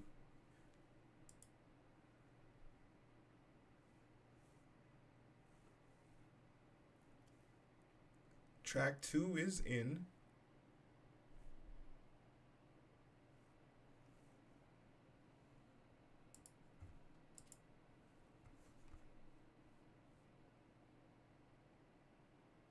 That plane coming for you though.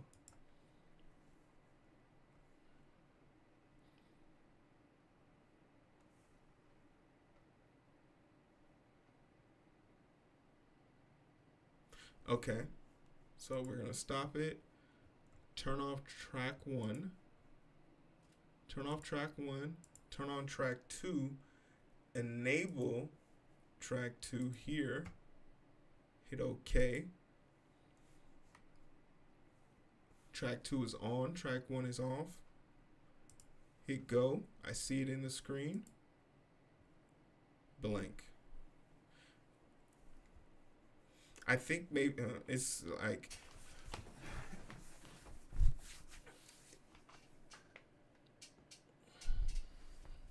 And hey yo, what up, Robodom? The crew's all here. The crew's all here. Just so you can see how it is placed right now, Mini. Track 2 is in the default of 0 and also in the default of 2. And we know that the animations are working, but it's working on track 1 because the banana and the yellow trap keep falling here. Yeah, what's up? We back on the old school rotation. You feel me? We did some recording. We fixed the taskbot. Life is amazing. It is what it should be. It's I love it. I miss it.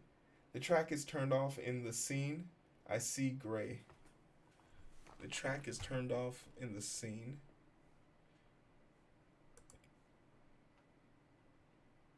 Everything in track 2 is turned on.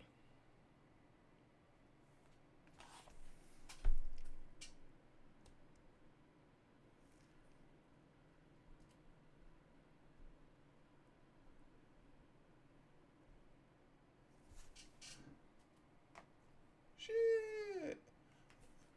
Unless I made a mistake when I was setting it up. Oh shit! Did I make them unique? Am I experiencing that issue? Remember? Do you remember that when I was first making these things that I had to make them unique or something like that? I feel like the fact that I remember that. The fact that I remember that now means that I probably. The fact that I. Ooh, shit. Hold on.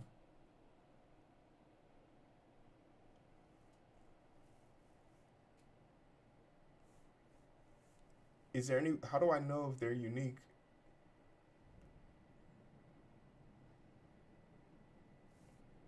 The fact that I remembered that means I had to have been paying attention. And it's, oh, wait, only the uniqueness comes when you're dealing with both of them. Yeah. So it wouldn't have anything to do with the track necessarily. Mm, okay, going back to the task manager.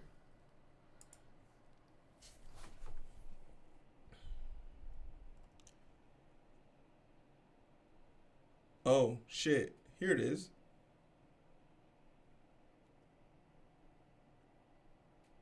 No, this is where the track. Pick random.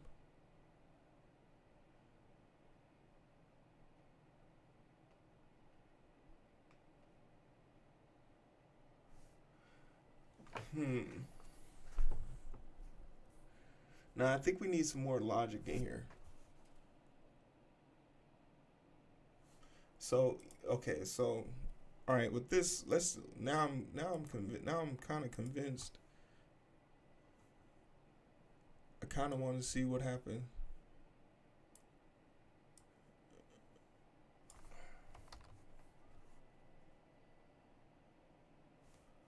right? Because now the random is on. And yeah, this might be a drag. This might be a drag. Oh.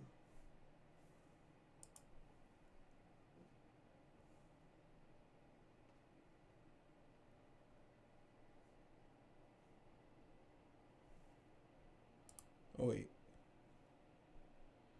Okay. How is that possible?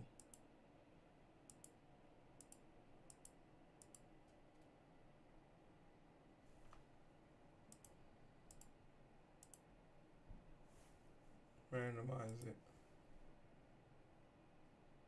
Yeah, it doesn't matter. It doesn't matter even if the randomizer's on. It's picking the same track over and over again. Yeah, so something's busted.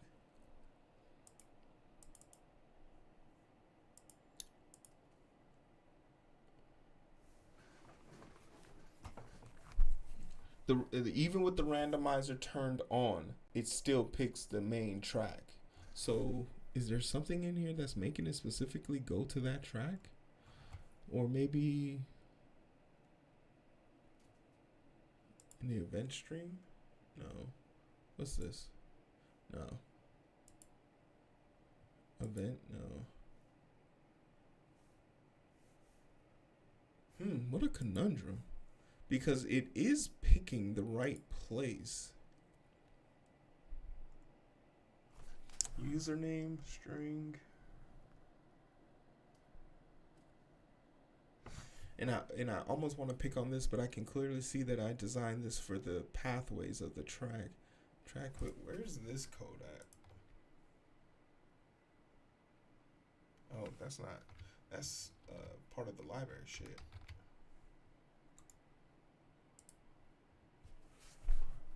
Tracks. Okay, select track. Where's tracks at?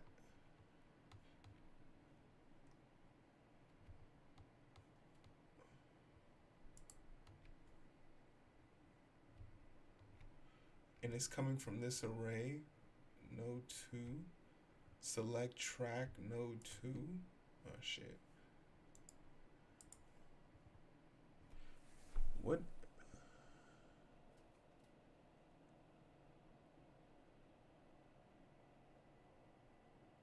Huh. So is it referring to this node up here? Yeah.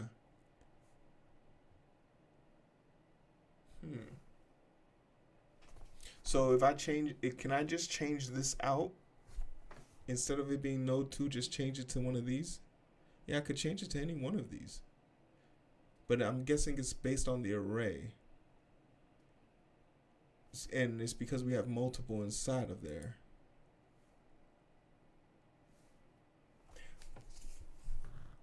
Does the library, does it understand that we're only allowed to take node 2s from that? Is that why that is happening the way it is?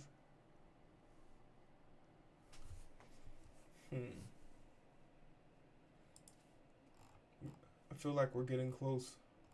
We're getting close, people. I'm doing the best I can.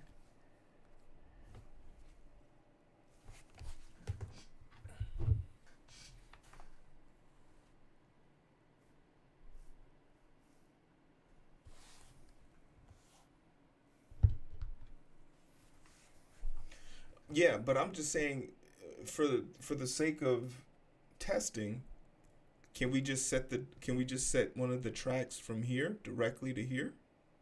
Sort of how like we have it up here?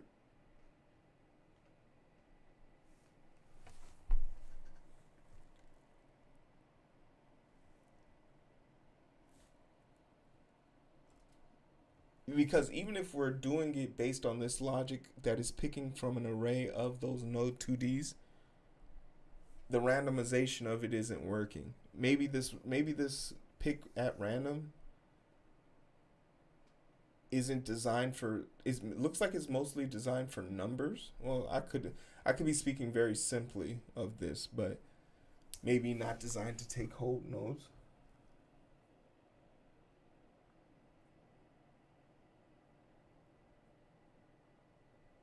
If you meant to pick a track at the selected one, but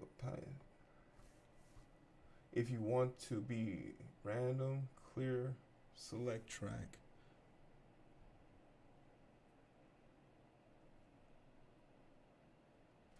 Are you talking about on line 26 or line 15? Can't be line 26, so you talking about line 15?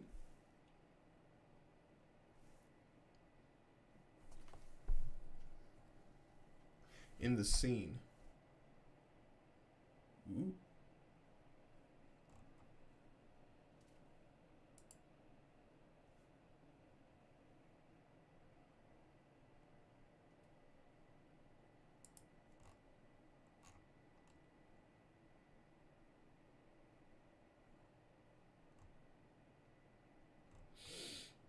Mm,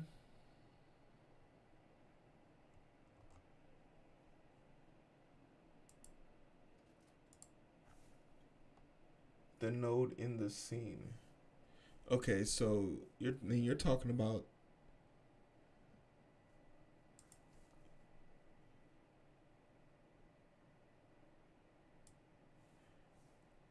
you're talking about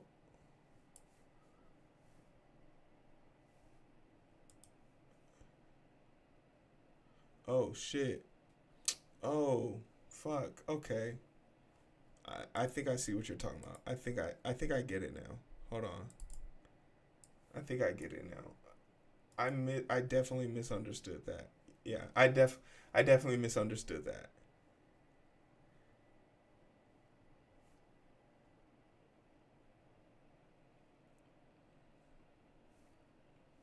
that. Bro, when you said clear it, I was thinking in the code. But when you said the node, that made more sense. And I didn't see the select track option up there. I keep forgetting that the code sometimes is represented in the node over here.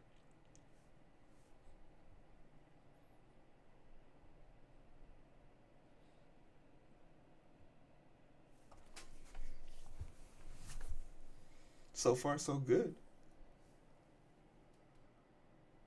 Yeah, the export lets you do. Yeah, it all clicked simultaneously. As soon as you said then clear the node, I was like, oh shit, I know what he's talking about.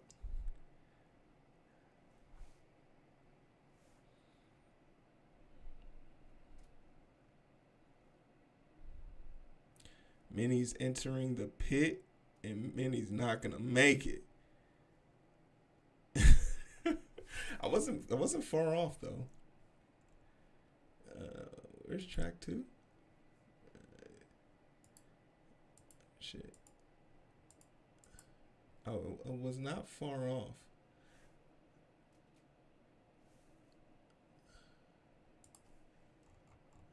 Which one is this one? Pit exit.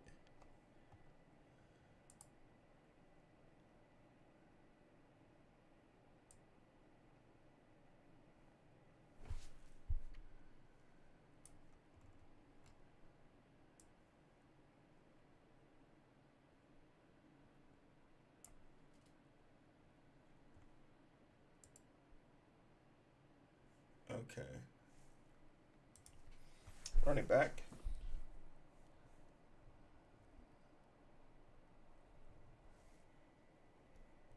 All right. Then the next thing we gotta do, Minnie, is figure out how to kick people. We need a security measure just in case we get trolls. Once we get the security measure up, I think we're ready for a demo. But you can see my code was trash.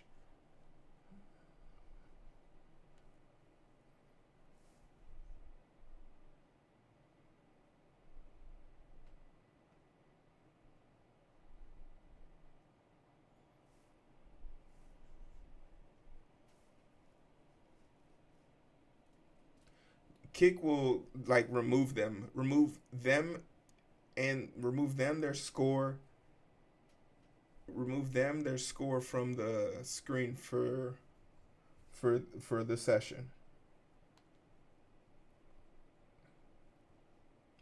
The It's either the mod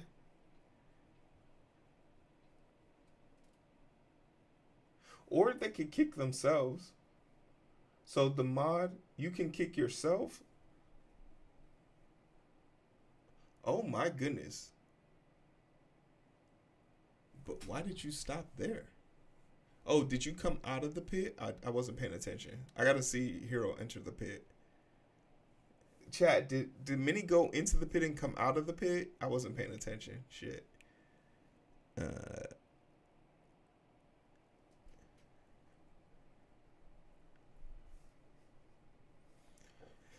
Basically, the kick command will be to remove people themselves from the race, or for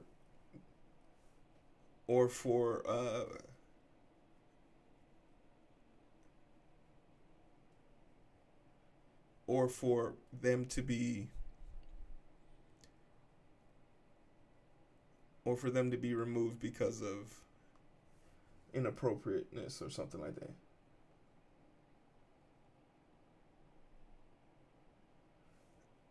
Yeah, I think it should. I don't think there should be any fanfare to it, because if it's being done for disciplinary reasons, you don't want to create a sort of like, oh, I got the special animation. Like, they should just blank out of existence. And I would love if the command comes from me, that they go on like a list so I can like reference it later. Like, who is this dickhead?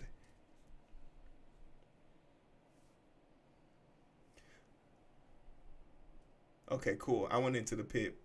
So it's a little aggressive. It's a little strong. It's a little strong.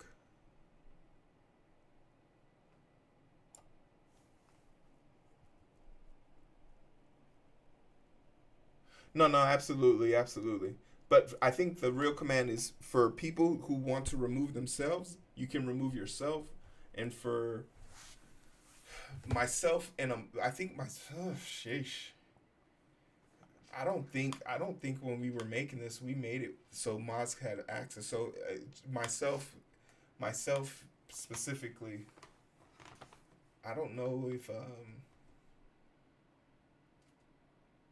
just gotta remove the lurker from the lurker gang.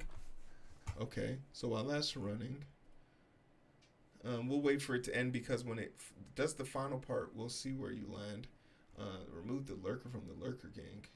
All right, so real quick, so then let's go. Uh,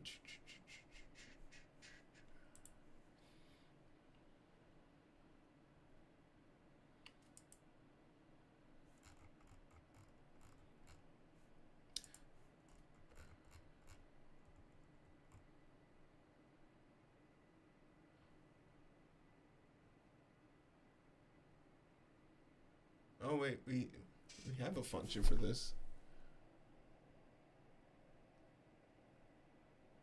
What does this do? Has left the race.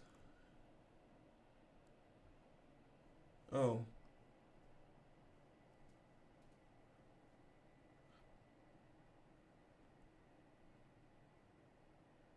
oh shit! Did I already write one from the lurker gang? Gets node into group.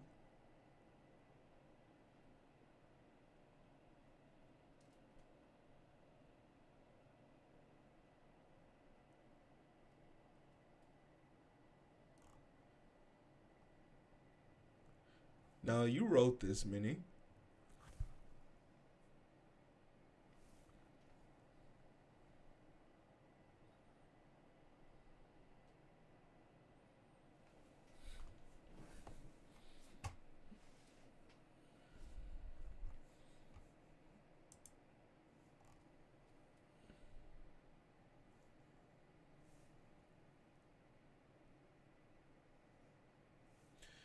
Uh,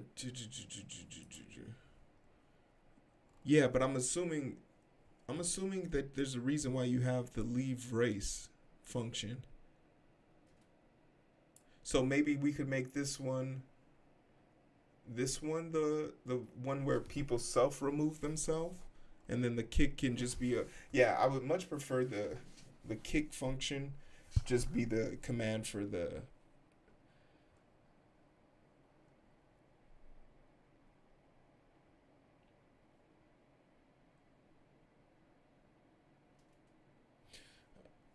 I've entered the pit.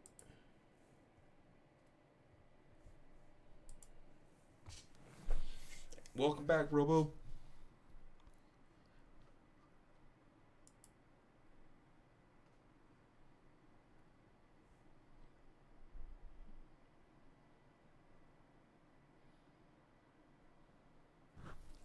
State, race state out. So, okay, so then how do I make this one? How do I make this a command? So I guess, and this doesn't do exactly what you said. I don't think this code, what is this code doing? Because there's nothing here about lurker gang. Underscore. Yeah, there's nothing here about lurker gang. Unless we should be doing this in the lurker function. Leave race attempt. If lurker has username, lurker username, leave race.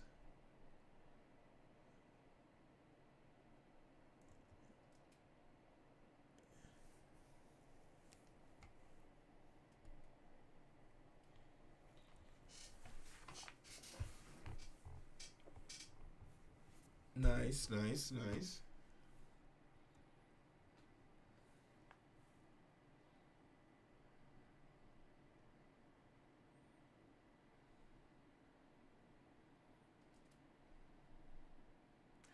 As inspiring as it is to see you doing hard, your job, watching you do this is funnier. It's funner. At my job, I know how to do my job, so I look too serious. I'm too serious. I have to be serious. Yeah, I've been. This is low key. The reason why I've been waiting so long to fix the bot. The reason why I've been waiting so long to fix the bot is because I actually want to get everyone's points up. Man, y'all ain't trying to hear my voice. I got 150 million thousand videos out there. Some of those videos only got 3 views. There's 7 of y'all in this mother lover.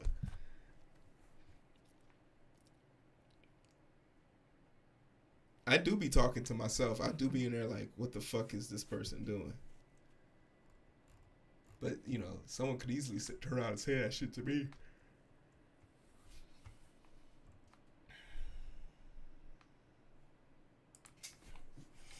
Someone could easily turn around and say that shit to me.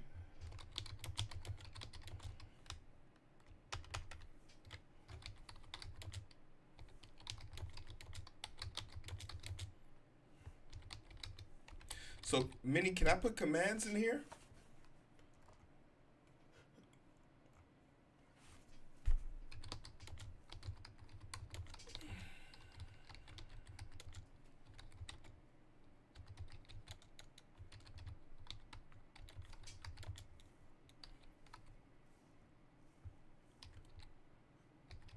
Oh, I can only put the actual function to do it here.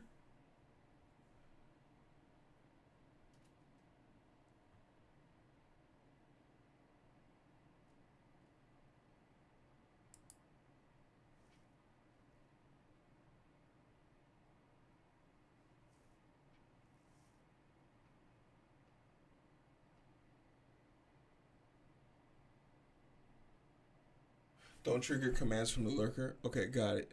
So you say go to Twitch Manager, Twitch Event.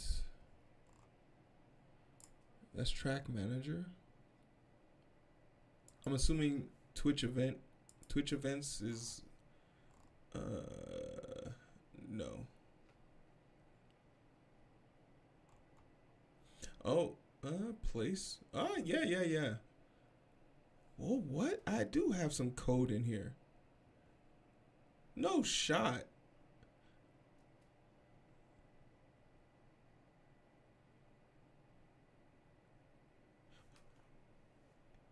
This feels like deja vu.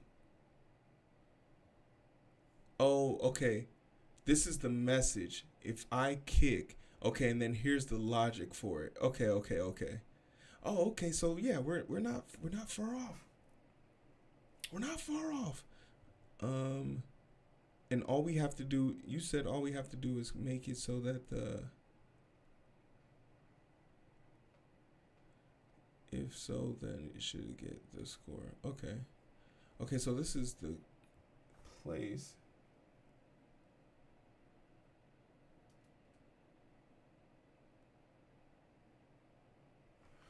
We're close, but I don't think this is gonna work. So if sender data user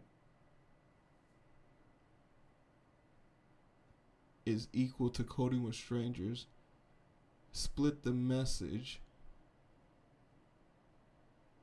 Split the message by spaces one. Var target parts one strips edges to lower. That will then separate it and then put it into lower. Event manager kick user request emit target user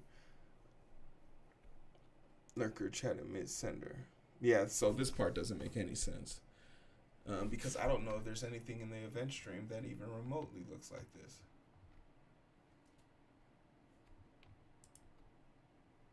I lied. There's something there. Oh, okay. It gets the lurker's name. It gets the lurker's name. Okay, so this will get the lurker's name. So it goes to the event stream, gets the person who sent the message.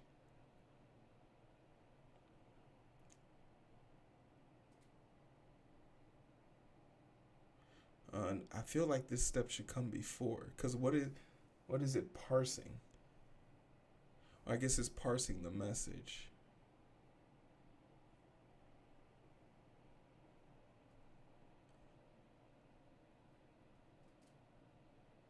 Oh, target user is this. Okay.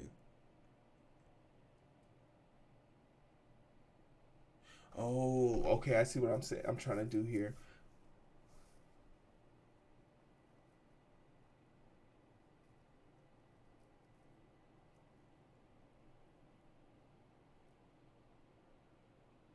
It has to find the users. Okay, that's what I was thinking. Okay, so it's looking for the user's name in the chat log. Is is there any way I can test this though?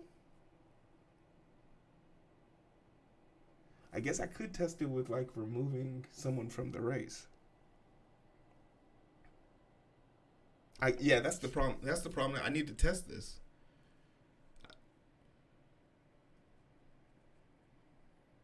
Shit, I was brave enough to even write. I don't.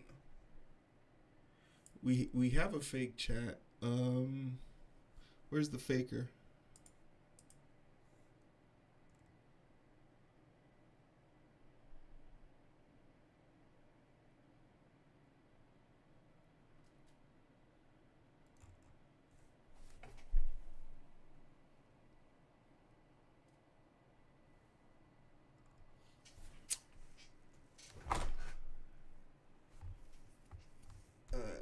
Many are you many you're okay with me kicking you, right? So let's kick Minnie after I leave the pit. So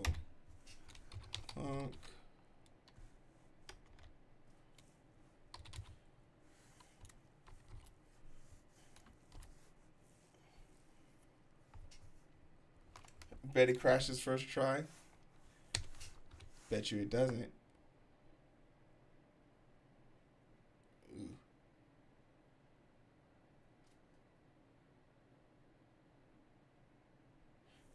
Event stream dot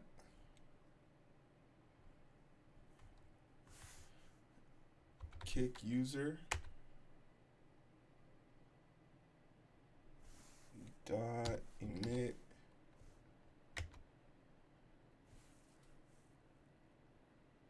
Wait, shit, how does this work?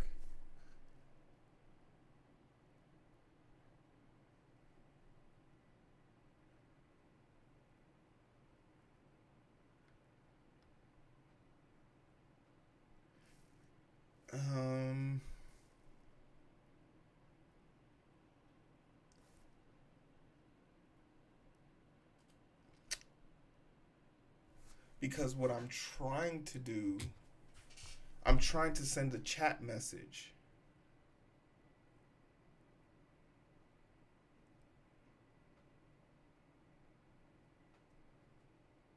Oh, lurker chat. Okay, so I see in line 15, but how do I, okay, the question is, how do I tell myself what to say? Because here I am doing the same thing again. Yeah, how do I give the command to say something? That's the part I need to figure out. How much time we got left? We got 20 minutes left. I rest my case. Hardy, hard. You can't rest your case if we don't even get a chance to run it. You said run it. But if we can't get it to run, you can't win. Can't crash if you never took off. That's like a low key deep thing to say to somebody who's scared. Can't crash if you never take off. Yeah, for exact messages. So then, okay, I yield to that position. I don't know if there's a way for us to do that. I'm not sure. Let me see. It'll be in the event stream, right? Let me check the event streams. In Godot. Godot. Is there an exact way to send messages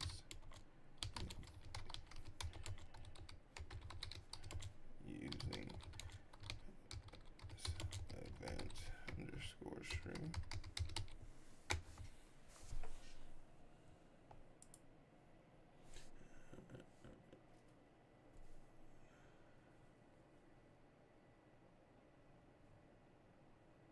Lets you stream chatbots in Godot, making Twitch chat games. How to connect. How to send automated messages. Nope. Because what you actually want to do is have a Twitch manager convert the chat into a different signal.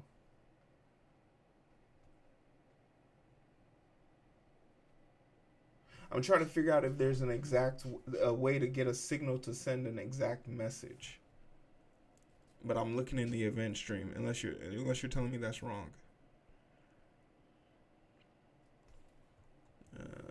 Where's Godot?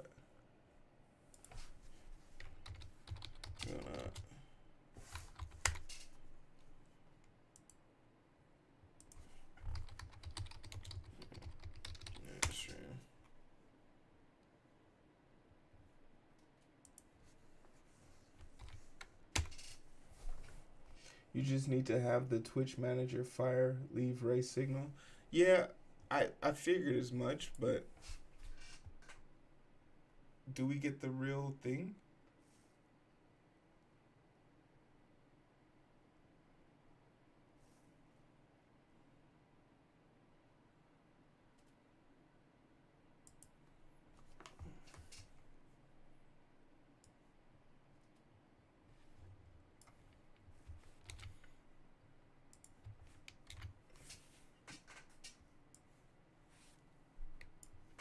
Let's throw some of these in there for good measure.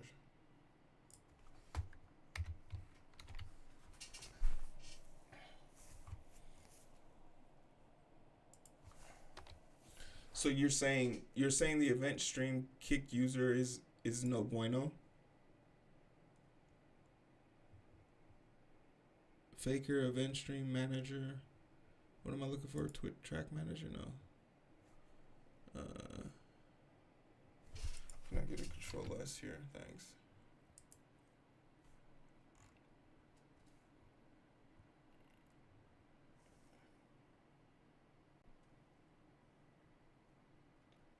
Does the conversion properly? Okay. What am I looking for? Oh, event stream. No, not event stream. Twitch event. Okay, cool. Yeah, I don't trust this.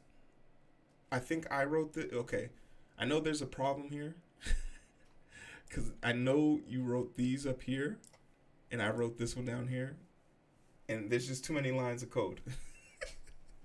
Like, I'm nervous. This one has two. Oh wait, maybe I could just use the leave.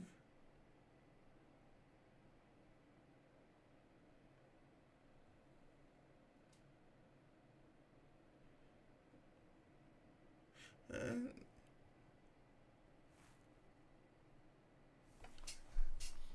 I need the.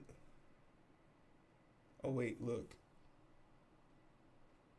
The leave works. I would expect the leave to work for people.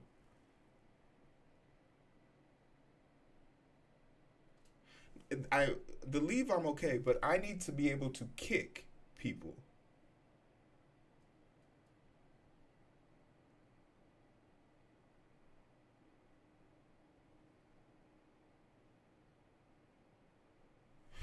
Okay, I'll make one for leave as well.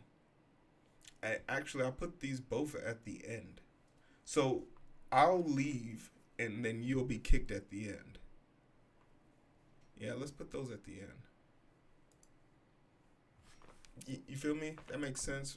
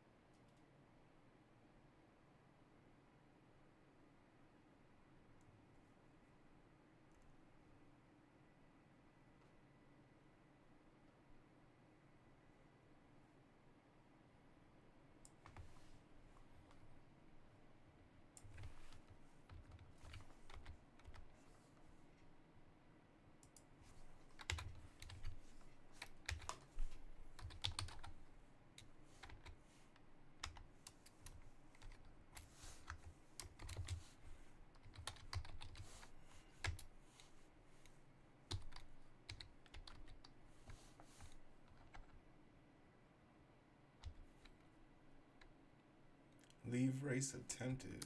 What? Leave the pit? Okay, I guess I did call it that. That's dumb. Leave pit dot it.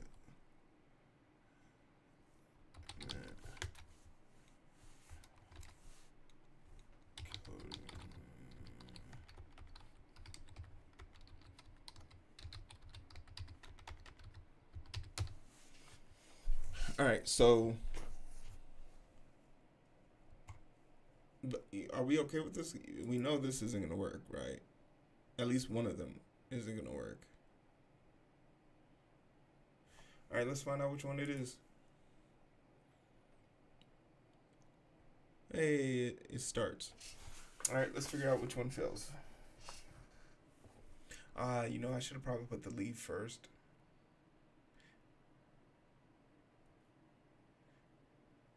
And I'm guessing that's what that pass shit is all about. So when it breaks, it goes through. Yeah, we got some figure eights now. Hey. Hey, Robodom. Robodom. When I say I got fire, the wait was gonna be worth it, like the Carter 5.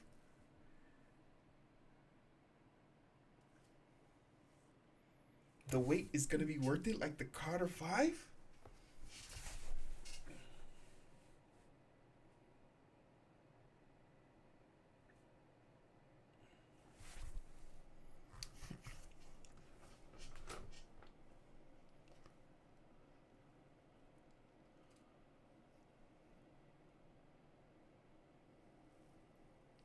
See, we got our little pit crew. Got ourselves a little pit.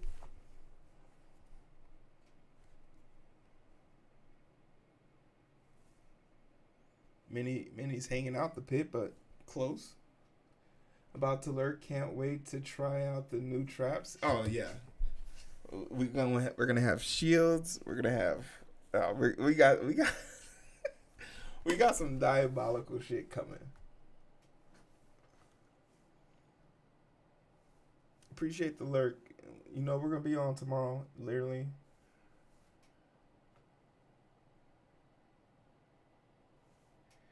Yeah, you can send direct mail. You can send direct mail.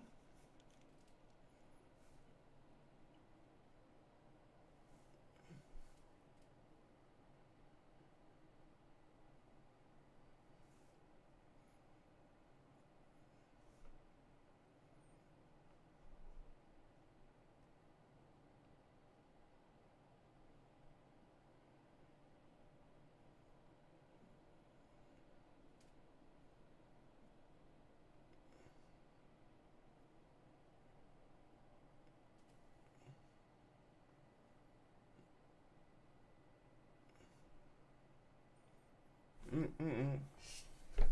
Mm-mm-mm-mm. Faker complete coding exchange has left the race. Okay, so the left one works,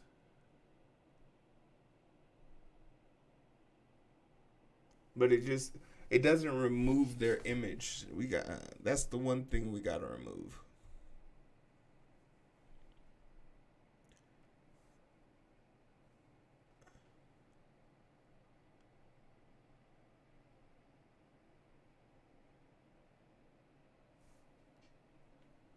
Yeah, close. No, that was first try. First try, half of it works.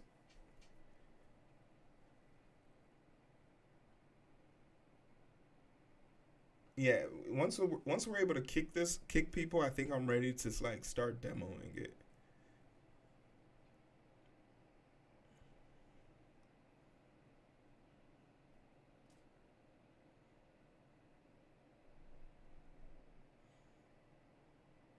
Yeah, get in the pit, Minnie. This one was way more accurate.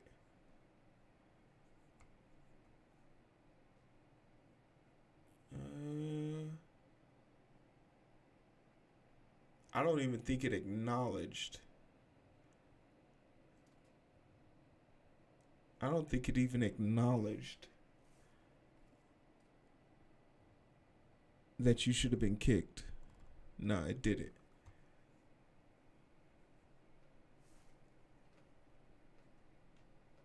It didn't populate. It didn't. Oh, maybe it didn't populate because I didn't save it. Shit. Are these things based on like autosaves?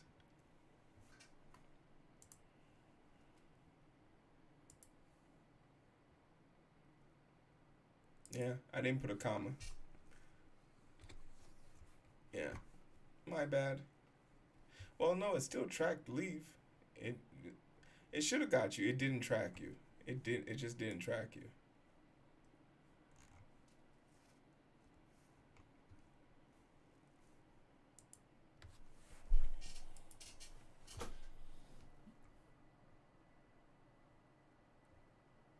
Yeah, it should have happened beforehand.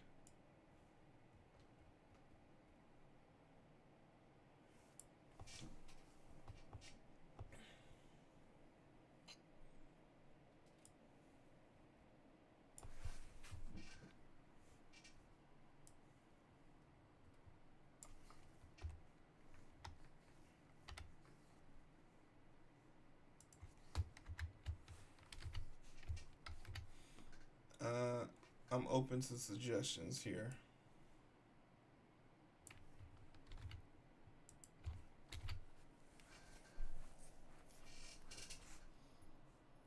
So going back to the Twitch event.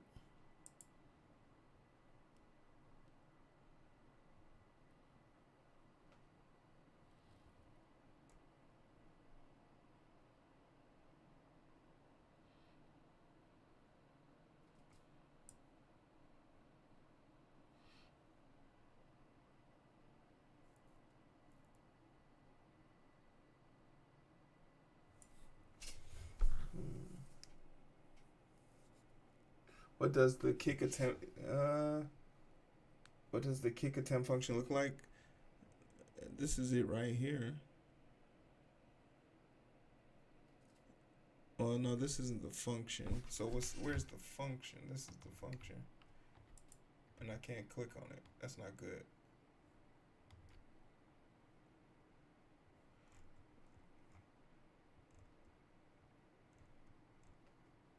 Where did you get this logic from? Commandless? No.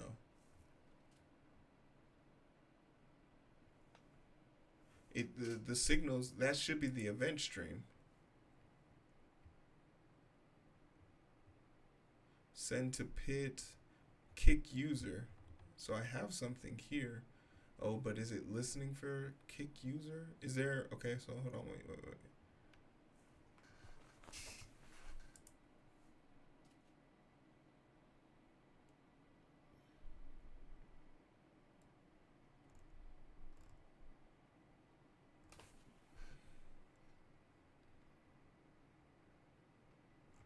Where does this live? Yeah, it's coming from here.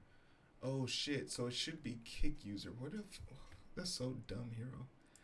Why would you change the name? Kick user requested?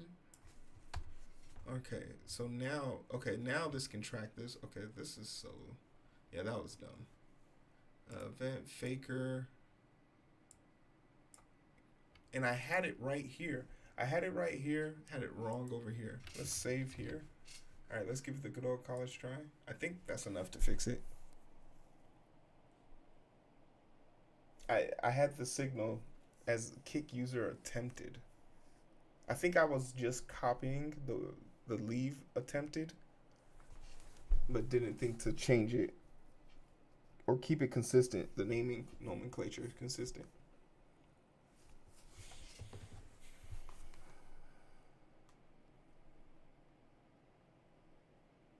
We know we had issues with that back in the past, but we can't make our daddy's mistakes as the king, as the future king.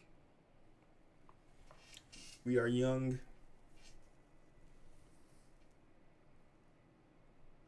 We are young and we cannot make those mistakes. Is that a kunai? I'm trying to tell you, Robodom, we gonna have some shit chasing people. We're gonna have a lot of fun. We're gonna have Halloween themes. We're gonna have Halloween themed ones. We're gonna have Valentine's. We're gonna have some Lucky Charms. I got some shit for y'all.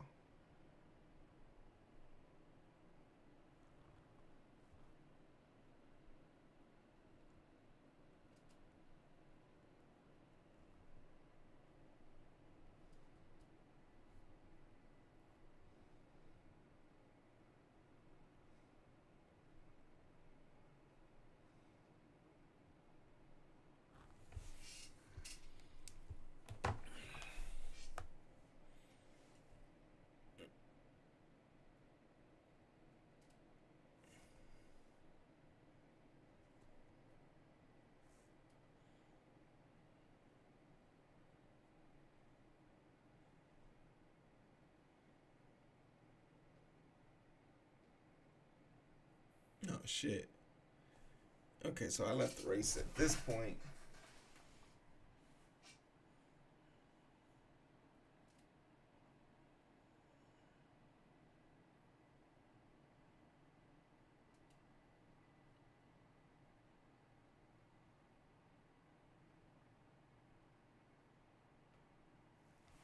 What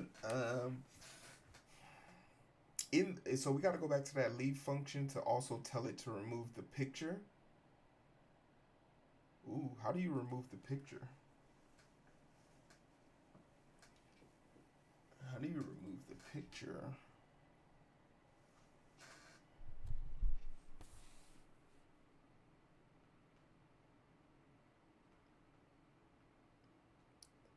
All right, and he enters the pit.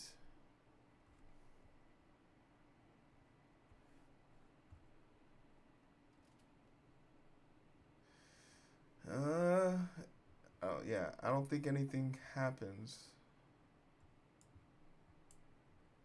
Yeah. Yeah, the kick function still isn't working. Real quick. Twitch event. What am I looking? Faker. Send a track, leave pit.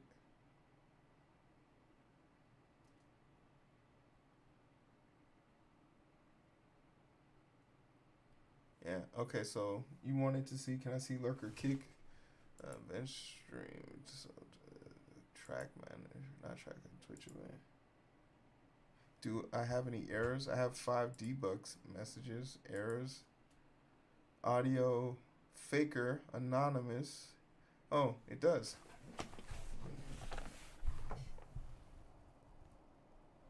Is error calling signal kick user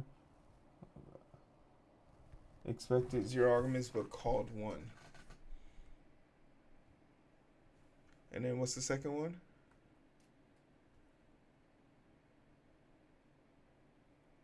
It's the same error.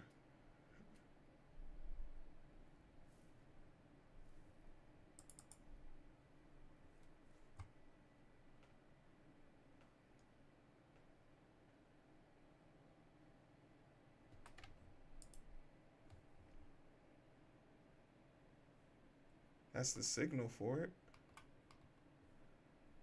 It's saying it doesn't like this. Oh wait, did I spell mini scruff wrong? No, my dyslexia isn't kicking in. I spelled it right.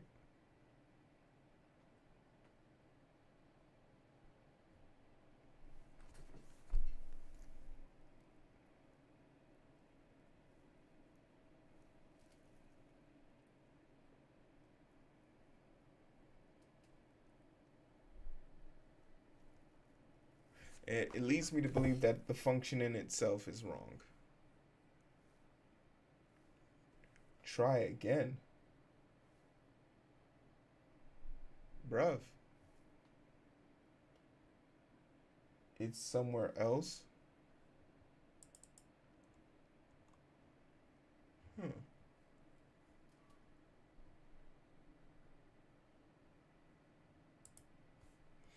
All right, well, this is your leave. Oh, no, this is your leave command.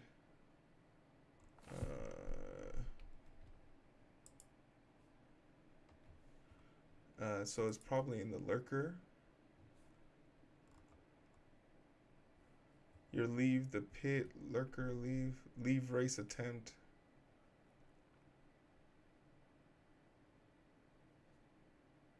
Leave race. Is there anything here that also can let us lurkers?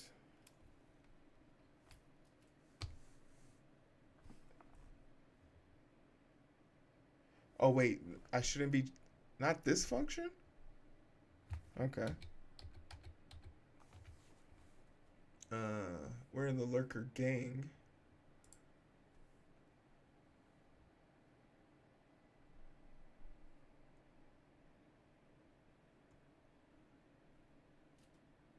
This, I feel like, oh, this is the leave race. Okay, function.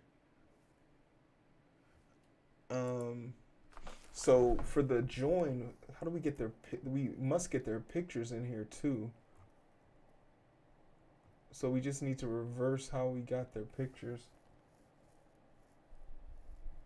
See how the kick has no argument?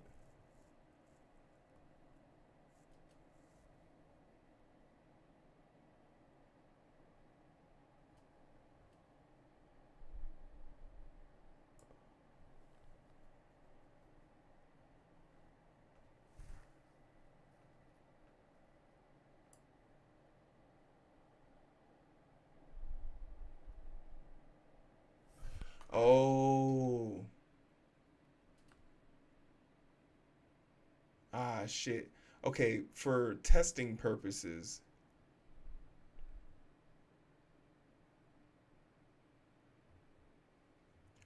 For testing purposes, can we just put mini scruff here? Whoops.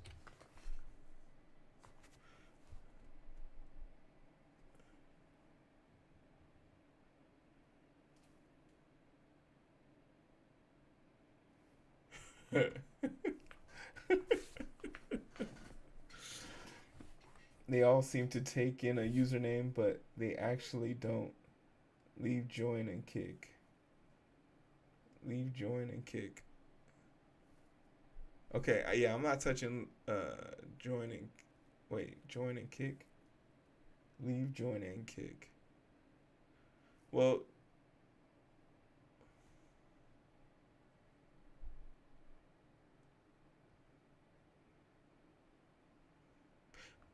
I just did the I think I just did the opposite of leave, and racing is how you would get in.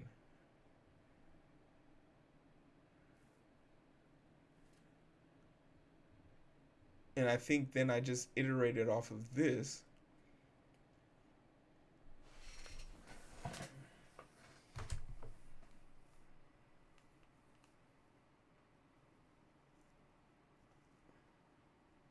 And I guess we have to remove the picture for this one in the kick too. So whatever we do to remove the picture in this, we can also do for leave. So I guess we can figure this all out in one spot. For lurker and get tree, get node and group lurkers. If lurker dash username is lower is equal to user username, print kick user state equals. Man, it makes sense in my head, but that shit look like dog water. Uh, and we're running out of time. Fuck.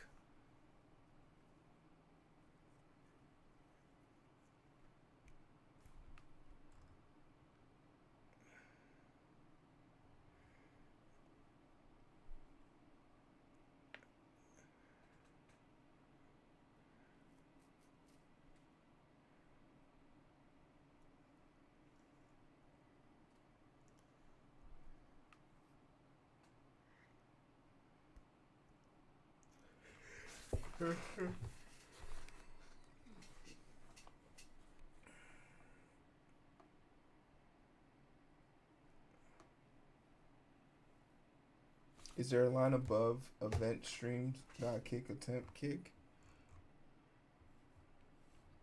Uh, kick.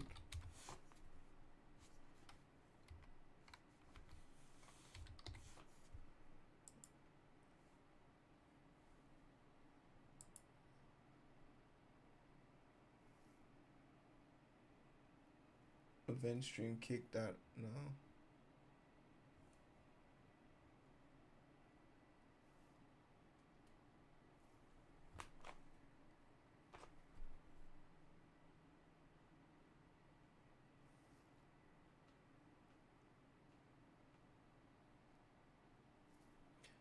Yes, this is lurker.gd,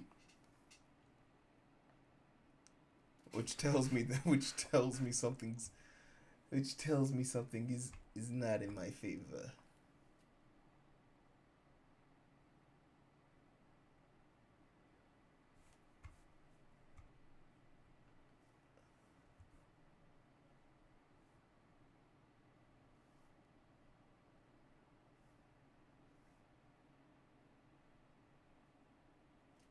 Oh,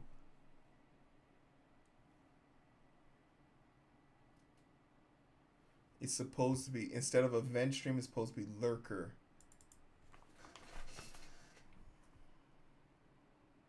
And then that gets mapped to your kicked via your signal.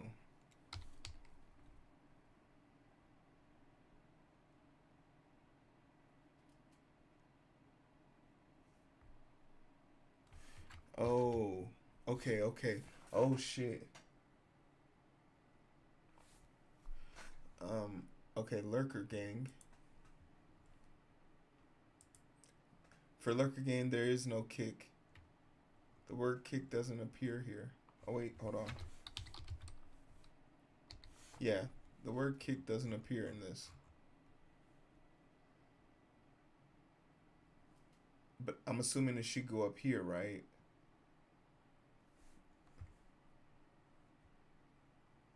The the event stream.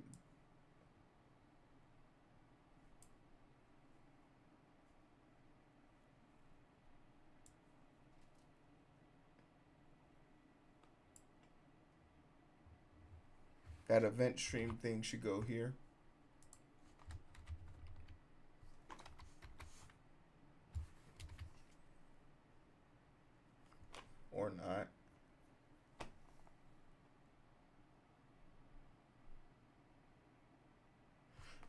I think I confused myself.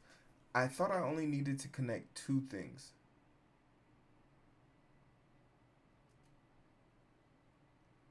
Yeah, I think I was content with only making one in the event stream and making one in the Twitch events. At no part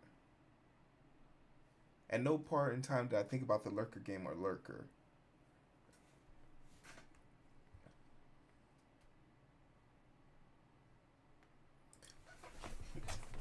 So this is where I need to get the signal from. Self dot.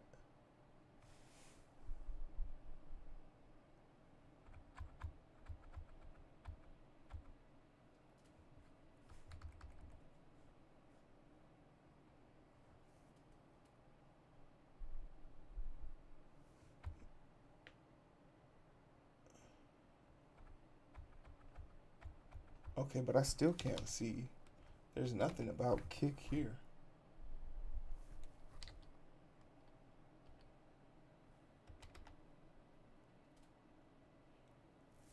On. Okay, where were all of these made? Oh shit. Okay. So I need to control F. Okay, so I don't even have a function here for this, for the kick. So whatever I put in lurker GD, low key,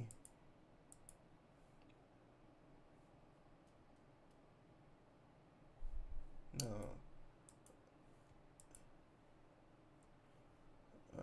here, do I need to bring this to, okay, so let's make one real quick. Um, Image downloaded. Okay. Load profile picture. So this is, we got to do the inverse of this too. So that's good to see that. Leave race, send to pit. So let's make one here. Similar to leaving race attempt.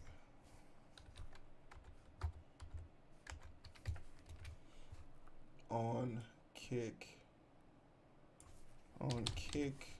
attempt string if lurker has username, lurker name, username,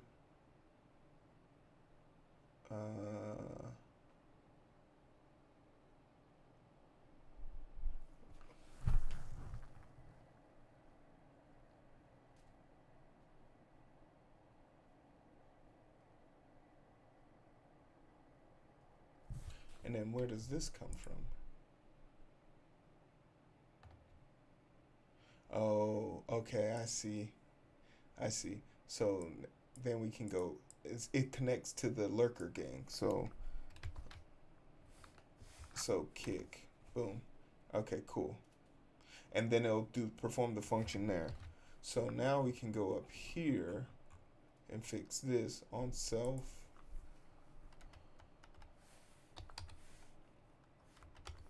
Caps lock on kick attempt. All right, cool. Now we're good here. Or so I thought. Oh, it's looking for something, username.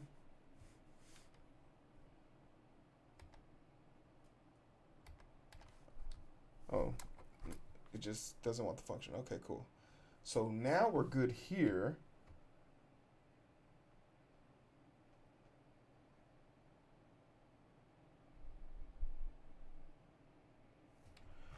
Yeah, I think I'm almost there. I'm almost there. So lurker gang, right? We have the event stream for the signal that is connected here, right?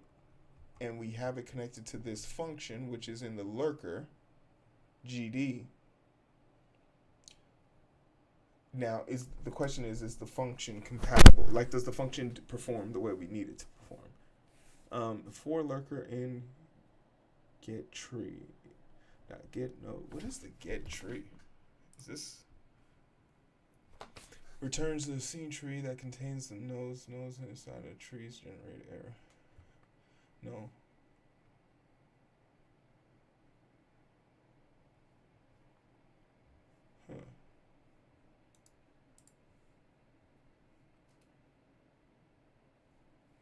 if lurker username is lower, lurker name 2 lower is equal to username,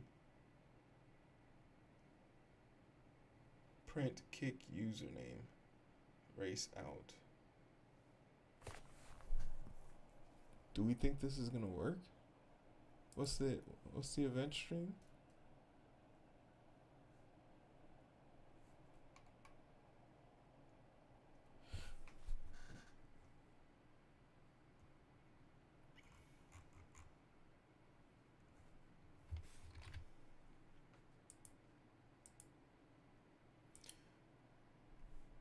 Okay, this is the question I have for you, Minnie.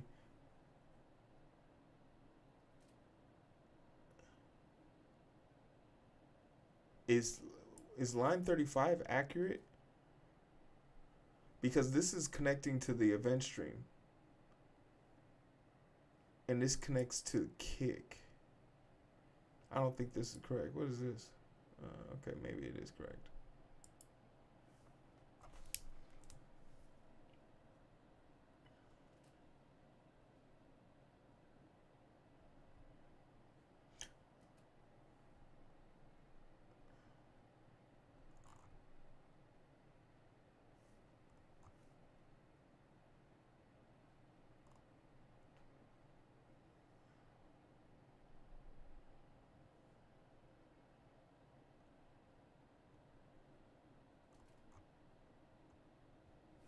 Where is this at?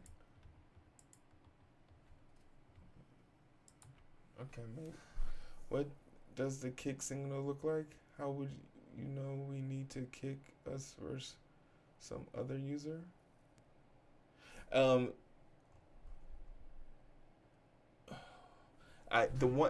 was part of I need to add that to this function. Coding with strangers, so I need to add another if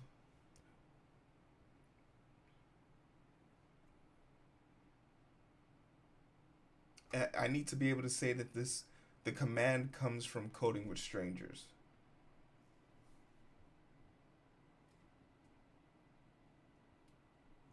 So another if statement.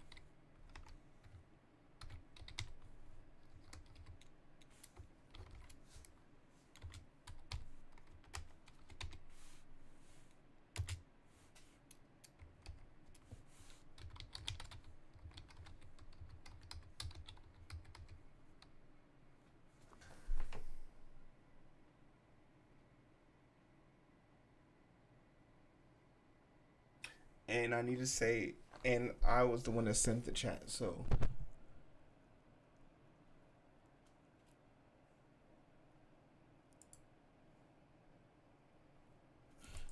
Okay, so lurker or chatter.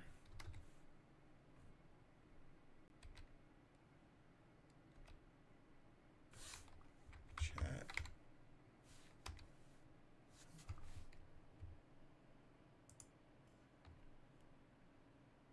I don't think that works the way I think it is.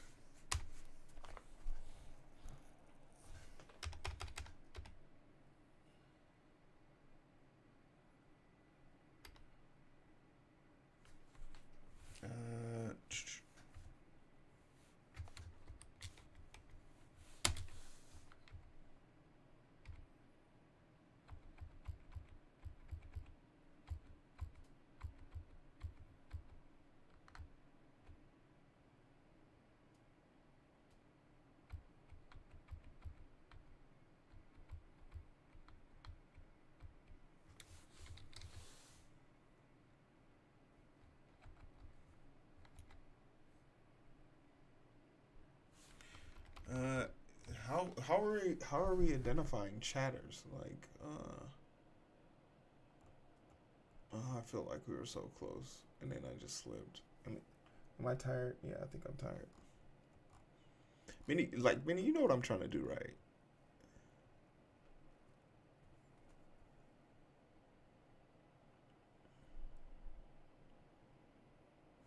What I want to do here is let's leave a note for myself.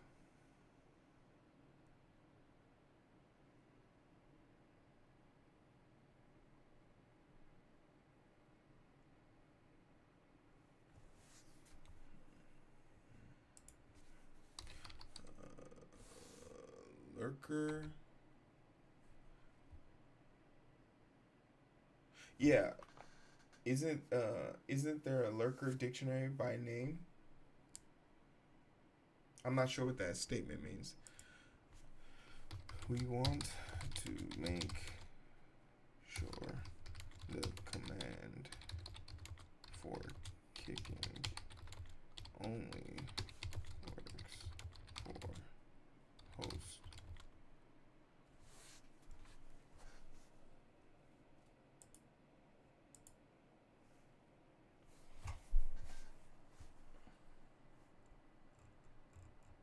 Not sure, but we'll rendezvous. We'll rendezvous.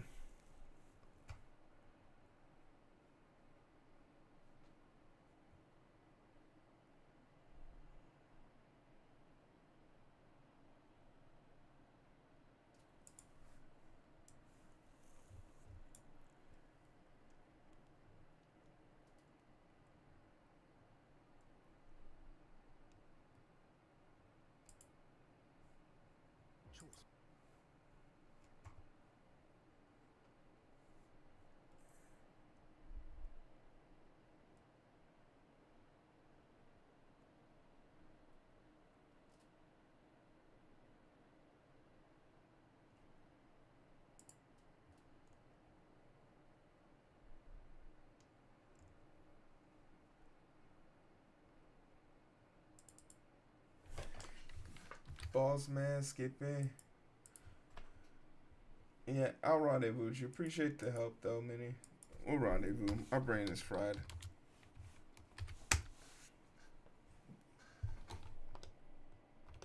Get down.